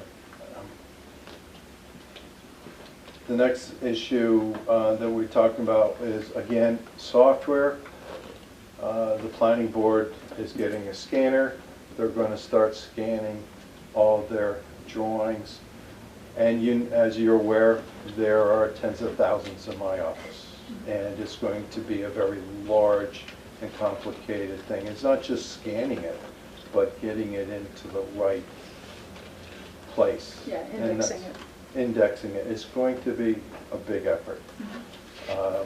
I'm actually looking forward to that, because that's going to take a lot of time off of me, because I do get calls from lawyers, from real estate agents, from even the general public, asking for information, which I have in my files, which means that I have to go get it out. If we have it on the website, it's going to be a huge benefit. It's going to take some time out from what I can spend time out in the field. The next item is the full-time secretary, and we've talked about that to some. There's been brief discussions on how that can be implemented, and certainly it is something that the town needs to look at. Weights and Measures has worked out extremely well. It's very efficient. The gentleman comes in, he hands everything over to Dee Dee.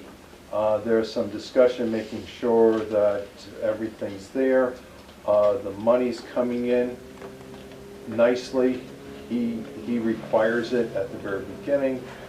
We do have some overlap with some of them with not having the right amounts, but the checks are forthcoming. So that's been extremely efficient, and it's worked out well. And I did discuss that with David, and he's certainly happy with it, and sounds like we're making a little bit of money on that one, which is a good thing. Next item is zoning, and I've said this before, you know, and certainly I'm sure the planning board understands the same thing, and they're looking at it already with the master plan and all, and some modifications to our zoning. My personal feeling is I do believe that there should be some type of committee formed by townspeople, residents, to review some of it, to get another look, another side of the story. I worry about downtown here with regard to some of the things I've heard that might happen. Luckily, one of them isn't happening, but it's now going to be a Dunkin' Donuts instead of a local franchise. Do we know when, and I'm sorry, I'm going to kind of look over you to a couple of three faces right behind you. The master plan update, do you know when? I've seen it on your agenda, but when is that going to be coming? Publication should be coming out anytime. Anytime now, okay. Anytime. All right, so once that is promulgated, that seems like that would be a good time to continue this conversation based on what's in the planning board has planned? We have accepted it. It is at the printers. We will schedule a time with you when we get it back. Great, okay. So as you know, I have two primary functions in my job. One is enforce the state building code, and the other is zoning. The state building code, we were supposed to have a new edition implemented by June. It hasn't happened.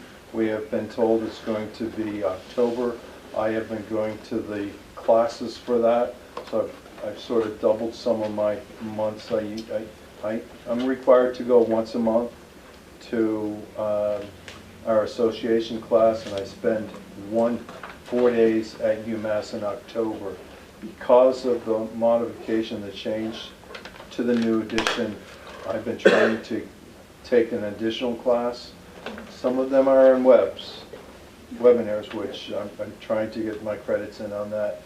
And most of those are with energy, because CET around here has the ability to do a lot of nice webinars.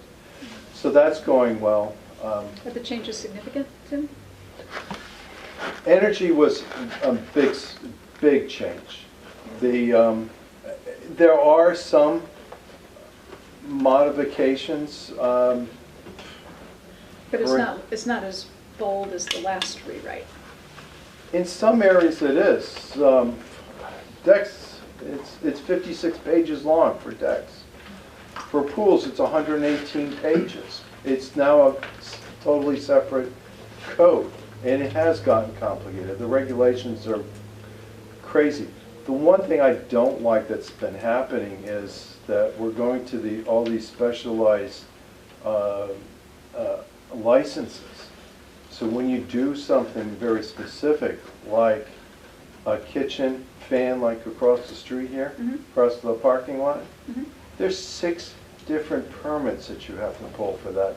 And I think this is getting out of hand, and it's shameful that we're into that area that used to be you would get one permit to do one thing. Now you have to get all these different permits to do the same thing because everything's so specialized with gas, electric, plumbing, sheet metal. And it's just, it is the way things are progressing, unfortunately, and that's what it is. As you're aware, one of the other things that we're required to do under the building code is to do the annual inspections of all the motels and hotels. That's been a bit problematic trying to get through and getting them done on a timely manner. And we've sat down with David, Mike and I, and we've handed over a lot of the administrative issues to Dee. And I think that's going to be extremely helpful because she can concentrate to make sure that things go out and they come in, and if they don't come in on a timely manner, she can get something out or call them up. That, I think, really has been both of our problems because we're so busy on everything else that if you can spend the dedicated time and go through the entire list without being called out for something, then you make sure that it's done. And I think that primarily I believe that that's where we fell apart. But we've got some new forms. We've reviewed them. We're getting right now into the September list, which is the all the schools and some of the hotels. So this will be a trial. I think it's going to work well. Okay, good. Okay. This past year, zoning, amazing number of calls in regards to a lot of neighbor issues with fences, trees, and chickens. Chickens are a pain, especially with roosters. Tom, did you complain about my chickens? I did not. All right. But there's plenty of breadcrumbs and oil at my house. So. But Drop an egg here and there, right, Tom? Are goats close second? well, goats getting out of certain pens, yes. You know, it's always going to be that way, and you know, there's some of the times we can get involved, sometimes we can't. And quite honestly, with zoning, nobody really wins. And we never can make anybody happy. You know that we've taken some of the zonings to court, and quite honestly, that's the last place because these things are being dragged out endlessly on a couple fronts. It's been years trying to get someone, and we don't How get did that fence go up on Route 9? I knew somebody was going to ask that question. Yeah, I was betting waiting on for Donald. somebody. I'm That's waiting always- for the answer here. We asked that question.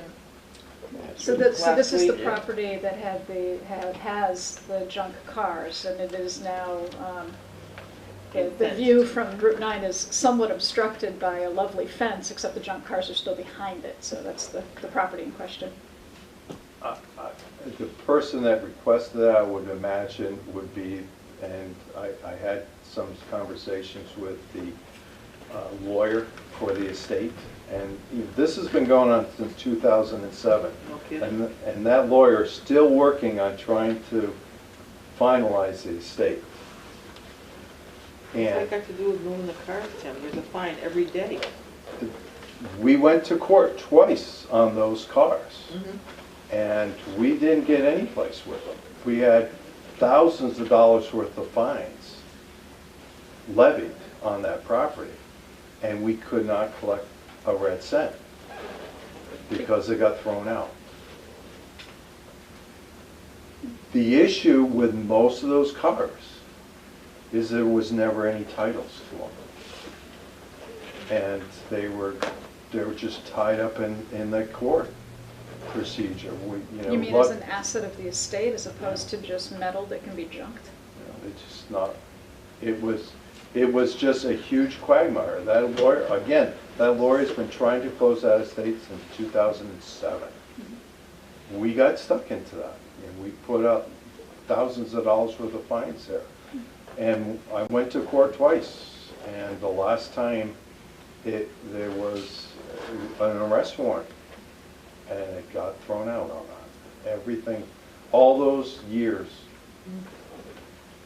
The fence went up, I'm sure, because the... Have a permit? No, it's in the court. I am not going to touch that with a 10-foot pole. I'm not going to go... He's carte blanche on whatever he wants to do at this point. No, because the lawyer is handling it for the state. And he did come in, and we talked about what to do with those cars. He went to the judge and said the town would really like those cars moved from the front. And something needs to be done, because there's a tree growing through one of them. So, I mean, look how long it took. I bet that was over 2 years before he finally got something done. Sometimes we'd love to see things happen, but It's only 10 years. But we got most of the cars out of there, and we got a fence up. We're not looking at all of the problem. It's not that lovely a fence, though. You know what would be helpful, at least from my standpoint, I don't know how these guys agree, but with the enforcement issues, and I'm sure you had X number of them open at any point in time, right, that you're actively dealing with. Having some sort of kind of a regular update to know when things are resolved, what's still outstanding. Maybe it's something we could just talk about. I think that would be. Sure, we can put something together, yeah. Because these things just pop up randomly and we have no idea what's going on. So, I mean, to us, they pop up randomly to us. Yeah, we need to discuss, how critical, there's things that happen. Prioritization too. There's some sense. things that happen. Would find that helpful? Sure. To have something? Can't the police, with the police help, declare them abandoned vehicles? And then they could be removed by the police without title? We looked at that for a while, but again, it's in court with regard to an estate issue. Yes, we did look into that, and I quite honestly haven't discussed it with our new chief, other than that, we went through the old chief before, years back, but it didn't get too far. Does the owner actually want to get rid of the vehicles, or does he just say it's tied up in a state? No, he sees them as extremely valuable. The tree and all, Okay. Anything else you want to cover for us? Or? No, unless you have any more questions. I mean, I think all in all, with the amount of permits that we had last year, which was substantially increased, in all avenues, just not mine, but plumbing, gas, and especially electric. Yeah, thank you for providing the figures too. The data helps get a handle on the volume. But the numbers are down this year on building. Because of Berkshire Gas moratorium and some other things, Well, right? that and, solar has dropped off a little bit too. Right. Electrical's still up there and with last year, but we're significantly low. But there's some large projects that are going to be coming up at the malls that are going to at least get the budget. Yeah, it's going to help with the budget significantly. Okay. Any other questions for Tim? If not, then same drill. So thank you for your dedication. Thank you for all the work that you do. Next step in the process is we'll do fill out the evaluation forms. And but as we all know, it's not going to happen next Wednesday. Right? Or we have other things on our plate. Yes. Right. And I know that you guys get calls in regards to certain things out there or what. Feel free to call me. I mean, your ears, you might assume that I might know about it, but some of the stuff I don't, and it would be very helpful. If you hear something out there with regard to some issue, call me. I'll certainly do whatever I can, and or give you a background Yeah, the history. on the history about it. Yeah, exactly. And there's been a few of those given to Molly. All right, thanks very much, Tim. Thank you. Appreciate it. Okay, so we have the Finance Committee back in the room, and then we have several individuals in the room that I'm positive are here. Well, I shouldn't say that. I believe are here for a particular agenda item. So before we move to that one, just want to make sure everybody's clear. Any information about individual personnel files, any benefits that an individual is taking fall under HIPAA guidelines. So anybody up here, anybody in the room who wants to make a comment or surmise what somebody does or doesn't have for health coverage, we can't talk about it. If anybody wants to volunteer information about themselves, that is their business, correct? Okay, I just want to make sure that we're just careful because we are dealing Oh, with we can HIPAA. talk in generalization, but we can't get into what type of plans Exactly, and nerve that to an individual. are the individuals themselves. Yeah. And throw the flag on the plate if we have it. Yes. Okay, so we're ready to throw the Should've brought one flags. with you. I got Red a flag. right here. Okay. Okay. Okay, so so just a little bit of a background here. Back in January of 2010, the Select Board at that time was presented with a recommendation from the Finance Committee at that point on a possible cost-saving measure, which would be to eliminate, this is the recommendation back in 2010 from the Finance Committee, was to actually eliminate health coverage for part-time elected officials. If I remember correctly, there was some robust discussion that evening about this topic, and there were a couple of implementation options presented, one of them being to grandfather existing part-time elected officials, and just put a sunset on it for anybody new coming into a part-time elected position. And then the Finance Committee at that point, when the conversation went in that direction, also recommended that sitting individuals be grandfathered, however, with a sunset provision. And at that point, it was recommended that that would be at the end of a 5-year period. The Select Board took a vote that night, and the Select Board decided to grandfather all existing part-time elected officials who are currently collecting health coverage and not to provide any sort of sunset provision. So rolling forward now, we're in calendar year 2017. Some individuals who were part-time elected officials back in 2010 are no longer part-time elected officials. They have, resigned or just not run for re-election. And then there are still a handful of individuals who continue to be grandfathered under that provision. So the reason that it's on the agenda tonight is there was a recommendation from the Finance Committee in the context of our budget discussions about taking another look at this to see whether or not it made sense to come up with an elimination of the benefit or a sunset provision, given the fact that we have some costs that we're trying to fund going into the next cycle here. So I think that kind of brings us, unless anybody wants to chime in with anything else, that's where we're at on this, I believe. Yeah, that's where we're at. Okay. Yeah. The only question I got, everybody that's in, the individuals that are here this evening, if somebody can tell me they're all were elected prior to April 1st, 2010, it makes this much simpler. So we don't have anybody that's been elected that is collecting insurance after 2010. That's true. Correct. Okay. Right. Anybody who's currently on it was already an incumbent in an elected position, and they have subsequently run for re-election and been re-elected. And that was the vote that was taken by a previous board January 20th, and it went into effect on April 1st, 2010. So that clarifies that. Right.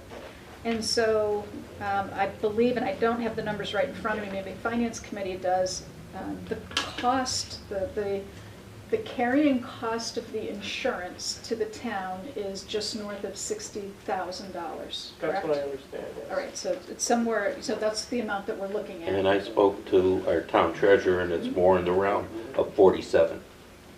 Today, she seemed to think, right? The net, the cost, what Molly said is correct, that the cost is 60,000, but by eliminating it because of other circumstances, it would just be a net savings of 47,000 to the town. Which we can't really talk about without getting into individuals. Yeah. Yeah.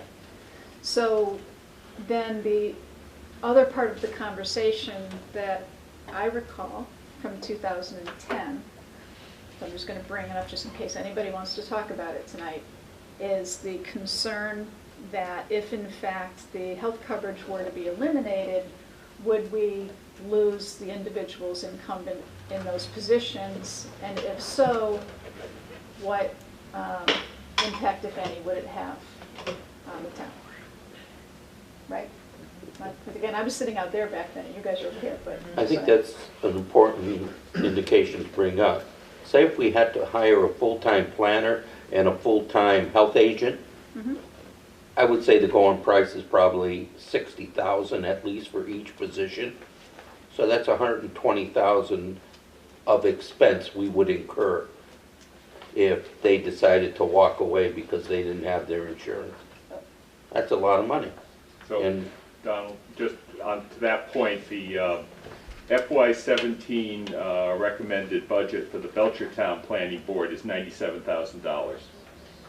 Figures are really off, I guess. So, along that line, I mean, I don't think it would be prudent to ignore potential costs. But that said, I have never been a fan of making staffing decisions or structural decisions. I think those decisions need to stand on their own. So when you're developing an organization, I mean, with the planning board, when we did the SWOT analysis, you guys were like jumping up and down screaming, we are going to need a planner here. We're going to need to have that function at some point and bite the bullet, and it will have to be built into future projections. The question becomes one of timing, I think. But again, I want to be careful that we're not, the incentives are going in the wrong direction. I mean, you want to have your organization properly staffed, and you also want to have a proper compensatory system wrapped around that staffing. So we have kind of an interesting situation where it's easy to say that, and I do firmly believe that, but unfortunately that's not the way that things have, kind of evolved over time. So, one option is to go ahead and vote it, and you remove the coverage and you let the chips fall. You go back to the idea of a sunset provision. But no matter what we do, we will have to deal with staffing planning and staffing Board of Health appropriately in future budget cycles. So I'm just making the comment. Yeah, I know. I mean, do you agree with that? Oh, I do. Okay. I do. Right. Madam Chair, I wholeheartedly agree with the Finance Committee, and I commend them for looking for areas of additional revenue, to balance their budget. But I also feel we're compelled by Chapter 32B, Section 2, of being grandfathered in these people, and I certainly want to act in good faith what the other selectmen voted at that time, and I don't feel it should be changed. And they have the opportunity, if they don't run for re-election, the new person won't be entitled to insurance. So let it play itself out, and there's no real savings on doing this right now, in my opinion.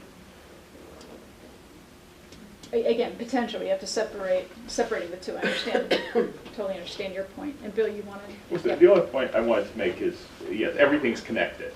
And for the planning board, for example, we have a working planning board, meaning we're actually doing the work. We don't have an assistant. We don't have a planning director. So it kind of, you have to look at it as a whole. There's a whole bundle of things that go into running a successful planning department so that we can approve projects that can bring revenue into town. Having said that, I'm completely in favor of a broader discussion looking at staffing levels at various departments and having a plan. You're getting to pieces of it with going with HR, going with IT, but as the SWOT analysis showed, there are other areas that are going to need that assistance. Whether, we're going to need a planning director, and whether it can be outsourced or will have to be a direct hire is something we'll have to talk about.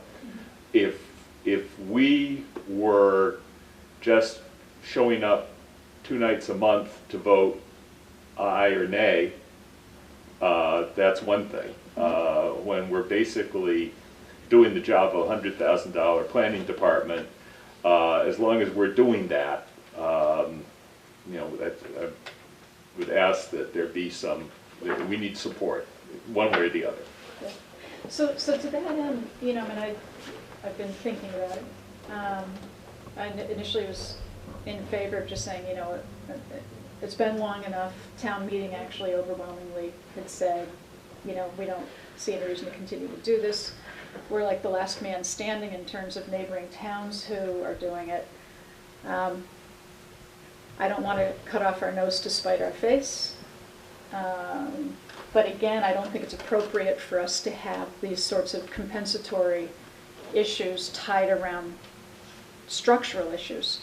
So I'm kind of leaning into forcing us to deal with it, but go back to the suggestion that was made back in 2010 and maybe put a sunset provision on it so everybody's clear that it will continue for the time being, but we need to pick a date when it just ends, because the other, and this is no offense intended to anybody who may or may not be in the room and may or may not be, getting this insurance, but we don't want to have an incentive for people to get to the point where they're continuing just for the insurance either. And again, that's not the situation we have now, but you could eventually get there. And I think by putting some sort of a sunset provision on it, there's probably not this year, but some point out in the future, at least we would have addressed it once and for all.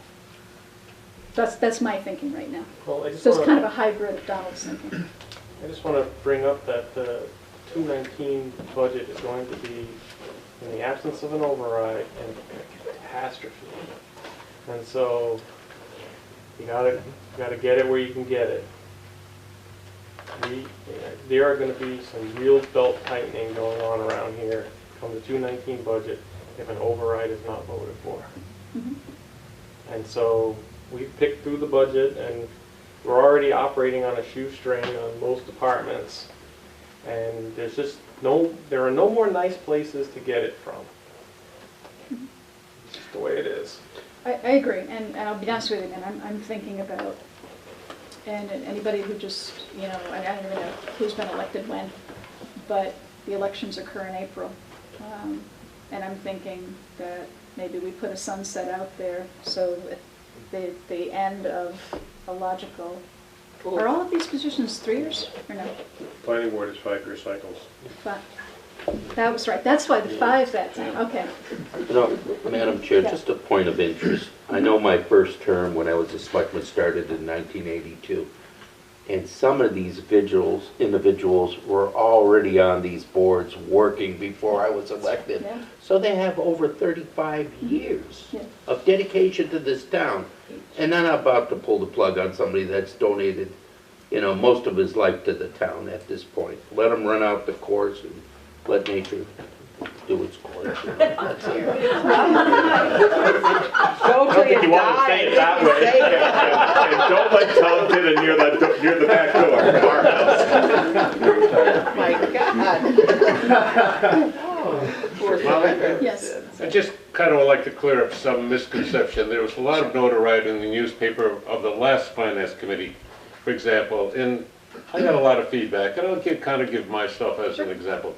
We're getting $10,000 free health care. That's not quite the case in my particular case. You know, Medicare Part A, federal government takes care of that. Now, I'm a single person, and so I pay half of the other health care costs. So it's really 20% is what I pay of that total cost. So it's a few $100s every quarter. I don't see that breaking the budget. So if this were a union doing something like this, but because we're individuals, we're probably easy targets. And so I think it's, for a few $100s, from my point of view, I don't think you're going to balance the budget or be worried about an override. So, and certainly, it's been 36 years Is that all? on the planning board. Yeah, and it is a dedication of the way I would like to see the town. So, 46. 46, Joe. I'm 36. I wanted to make myself young. Try to come in So on 46. Tim, you want to say something? Yeah. I think everybody's looking at it constructively the way they have to look at it. The idea of putting a sunset clause will force the select board to deal with the issue that we've had for many, many years. And I think that's a good thing. To get rid of it right now, if these guys walked, we would be in very, very serious situation. Something that we could not really get out of. You have extreme expertise here that's going to be difficult to, in the future, to replace. And you're going to replace it with one planning oversight. The amount of money, yeah, is a lot for insurance, but the expertise doesn't even come close to that price tag. So it forces you to come to a solution. They need help, and they're not going to be in those positions much longer. Well, let's keep in mind, it's not just these individuals. How many actually are there, Linda? 6. That's it? 6. 6. 6 people, yeah. And, you know, the way I voted back in 2010, that's how I felt back then. You know, I mean, do you remember my vote? Yeah, right here. That's right, it's right here. My vote was that we would, because of chapter 32B section, that elected officials that are now grandfathered for as long as each incumbent remains in their position, office, but to discontinue health insurance eligibility for all part-time compensated elected officials who are elected or appointed to temporary positions after April 1st, 2010. So I voted at that time to keep everybody grandfathered in at that point. So, again, I think this is a really good example of underscoring.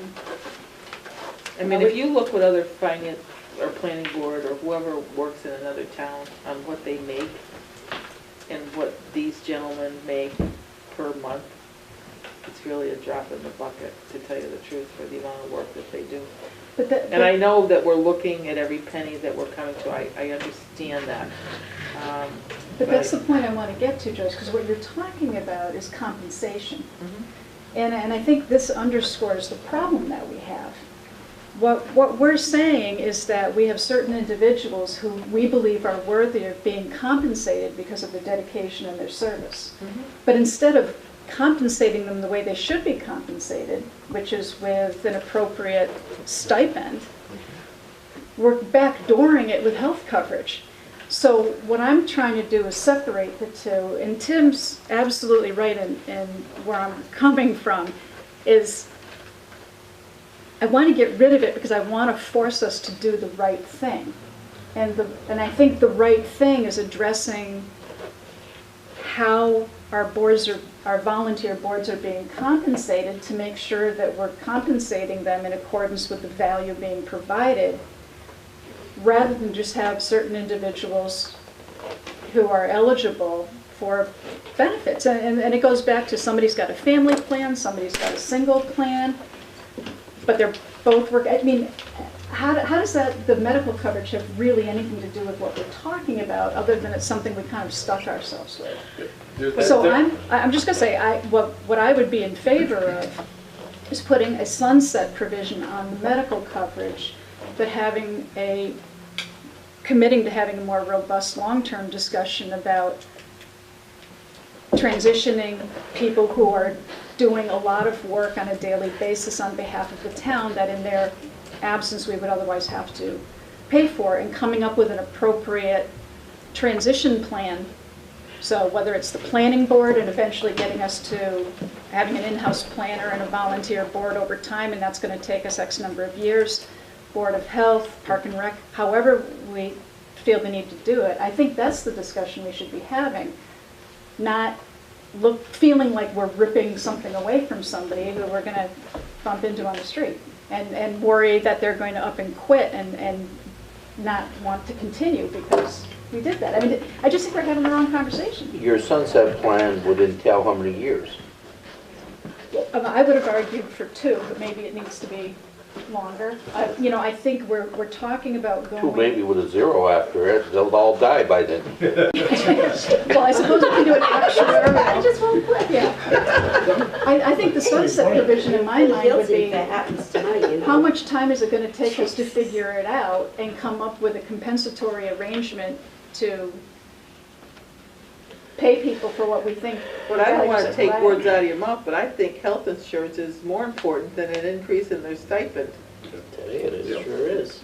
Comment on that is that, first of all, I don't think it's realistic to increase the stipend to even come close to what the small amount that the 6 people are pulling out for health insurance. Because you just can't say, well, these few people out of each board are going together. You've got to be equal on the board, and a planning board alone would probably bury your $40,000, that's $50,000, whatever it is, to pay them an amount of what they're making. A sunset clause, well, I have my issues with that, but to bring somebody in new off of the street on any of the boards that are getting the health insurance, and just to throw them into the mix and expect them to do the job that the 6 people are doing on the various boards is also not realistic. It takes time to learn the job. By the 6 people continuing on the job, yeah, it costs a little bit of money, I'm not going to deny that. But to pay them the stipend of what the job probably is worth is going to cost you far in excess of 60 grand. By keeping those employees on a board, Don and Joyce got a point. Eventually, they won't be there, and you're going to bring fresh faces in. To get a fresh face in on these boards, first of all, look at the people that run for election in town. You're lucky if you see 2 contests that have the incumbents running, okay? And granted, Joe's been on it 40+ years. Bill and I have been on it 30+ years. And the new members that have come on have almost run unopposed. Well, they want, yeah. Okay, and so it takes a while for them to get acclimated to all the issues and all the state rules and other things that we have to deal with, let alone just the town zoning bylaws. And, sunset clause, 2, 3, 4 years, you aren't going to get a stipend equal on the board in 2 or 3 years. If you're facing a budget shortfall and you're looking for an override in 2019, to say that you're going to increase the stipend of all these boards by even doubling their small salary that they have is something that people are going to say, no way, they don't need that, we're going to pay all these liberals, we're going to cut down and force and police and fire and everything else just to give these boards a little bit extra money. I just don't think that that's a reasonable thing to expect. So, Molly, just to your point on disparities between the boards, and this is something the Finance Committee probably doesn't look at it this way. But for FY16, the elected board salaries, 5 members of the Select Board split $6,200. 3 assessors split $7,000. 5 planning board members split $2,300. 3 health board members split, call it $5,000, $4,950, and the 3 park commissioners split $1,050, which may have had some relation to the functionality of those positions at some time, but I suspect A little out of whack. it really, there's no, it was just where did these numbers come from? Right. Right. So yes, there's a bigger issue here than our 60,000 or whatever. But see, the problem is everyone says that. Their 60,000 is important. The other one says their 60,000 is important. The other one says their 60,000 is important. But meanwhile, we still don't have a fire department that can operate correctly under OSHA guidelines. And it's got to come from somewhere. It's not magic. That's correct.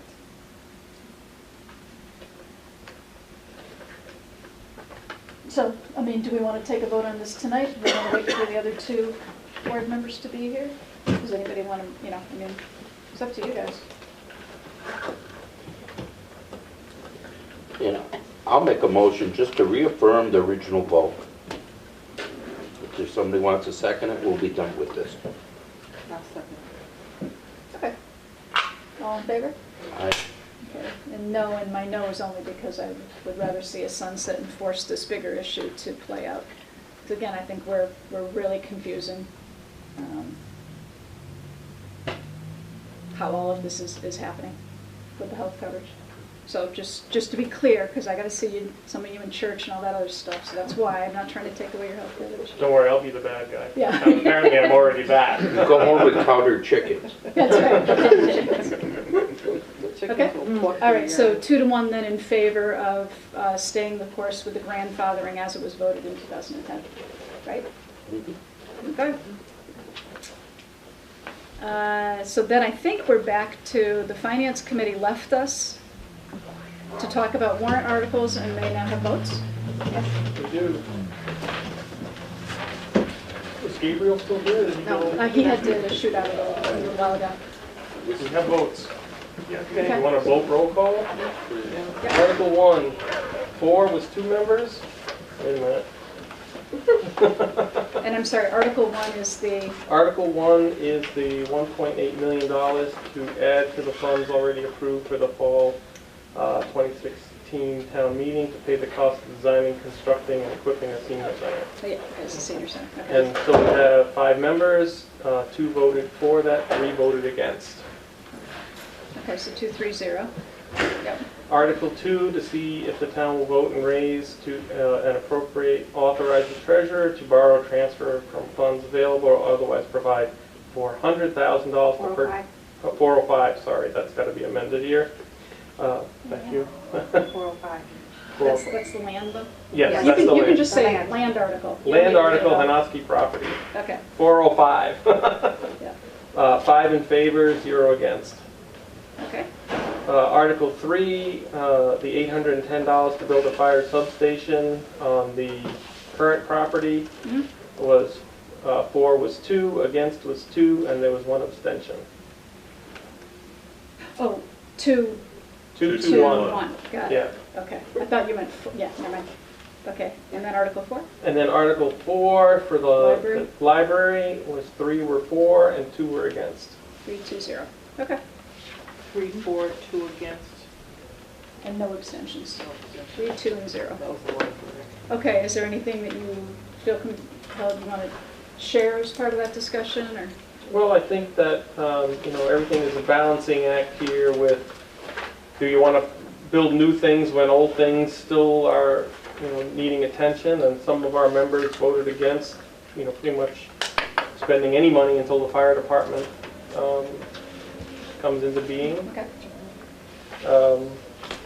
others of us, voted for some and not for some others, depending on how we felt that particular thing would help, project would help the town. I think we're all pretty concerned that we're going to go to the townspeople, and even if it is $95 on their taxes for all these projects, and then we're going to come back and say, but we need a fire department, and we need to fund, the planning board, and we need to fund all these other things. And if we don't get that override, after we've asked for this money, we go to the well again and ask for that money. If we don't get it, there's going to be a lot of painful cuts that are going to have to be made.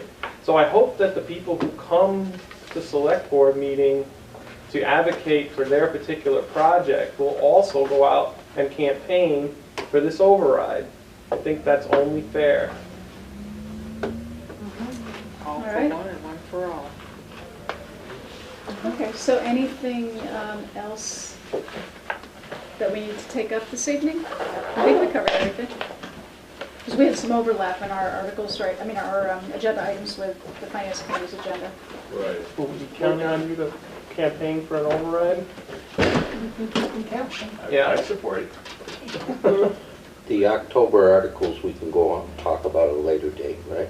We're not, next Wednesday, just hunker down, Donald. Yeah, Have a that's fine. good, healthy dinner, and I think we're here for the night. We're only doing this override thing and whatever. But you can't get away without, to Donald's point, we have Yeah. to talk about that. Because there's still a lot of things in 19 that haven't even raised their ugly We heads need to yet. get through this one. I know, but We haven't even gotten through this one yet. You You know- keep jumping forward. You gotta finish something now, not in 19. know- We'll get to 19 when we get there. Chinese immersion school doubles its enrollment. It's going to be a People need to know what the whole catastrophe. story is. Well, vote no. David, Okay, do you anything else? anticipate in the near future to have the free cash figure a little closer? How much longer? It was supposed to come out Next in week. mid-August. But they didn't tell you what mid-August was exactly. Well, mid-August to me means the 15th. Next week. So next week we should have it. That's what I'm Hopefully told. that's. Have you given us When was the day that Don't you give me the evil eye, I'm not the one who does it. No, it's not him. Who were the they that you referred to? This would be the accountant. Oh. Go certify the cash. Do you know where he lives? Maynard. Maynard, okay, so road trip. Okay, so hopefully we'll have that next week. Yeah. Anything else this evening, or can we move to announcements? Yeah. Announcements. Please announce. Well, you know what my announcements are. They keep Yeah, just why don't- whooshing about all before, night to these poor people out there. Before Joyce goes to the announcements, David, you have something? Yeah, just so the people know that the Finance Committee's been looking at issues having to do with the charter, as well as looking at exploring the creation of a finance director. So we have Tim McInerney, the town administrator for Grafton, and Bill Keegan, the town manager for Foxborough. They came out and talked to you back in November. They're slated to meet with you on September 14th. And Sandy Cooler, who is now deputy town manager of Arlington, but the former finance director of Amherst, is also going to try to join you. He's tentatively okay for the 14th of September, so that's all gelling together.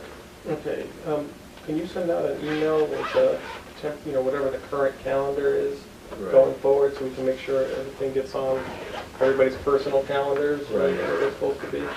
So at your next meeting... Yeah, don't just tell me. Right, but... Send me an email. But at your next meeting, you should really spend a little bit of time talking about what it is that you would find most useful for these folks to tell you. Okay. Right. Okay, Joyce? Right. To Joel Greenbaum, our condolences for the passing of his father. To Ruth Denlinko, her sister passed away, Barbara Noble. And I just happened to babysit for Barbara's kids when I lived in Northampton. Yeah, She lived in Northampton. Yeah. She lived in South Park Terrace right around the corner from me. To the family of Patsy Kelly Lewis, our condolences to them also. And to the family of Norm Barstow, who passed away this week also. Norm was on our Hadley Cemetery Commission for a number of years, and he also co-chaired our building committee for the safety complex. So to Janet and his children our condolences. And one more, the family of John Peterson. John Peterson, I missed that one. I don't remember if we did that last week, to Maureen Lynch's husband and to the down in the Hockenham section. I think Norm, wasn't he chairman of the 350th too? The parade portion, him and his wife. Norm? Or- Yeah. I don't think I don't think so. I thought Mary Thayer and, weren't they? Mary and Dick Thayer. I was thinking they were, I don't know. Well, he is my neighbor. Yeah. Okay, well, if there's nothing else, then Motion to God help me, adjourn. there can't be, because Joyce will not be pleased. Then motion to adjourn? I did motion to adjourn. Okay, second, all right. All in favor? Aye, good night, everybody.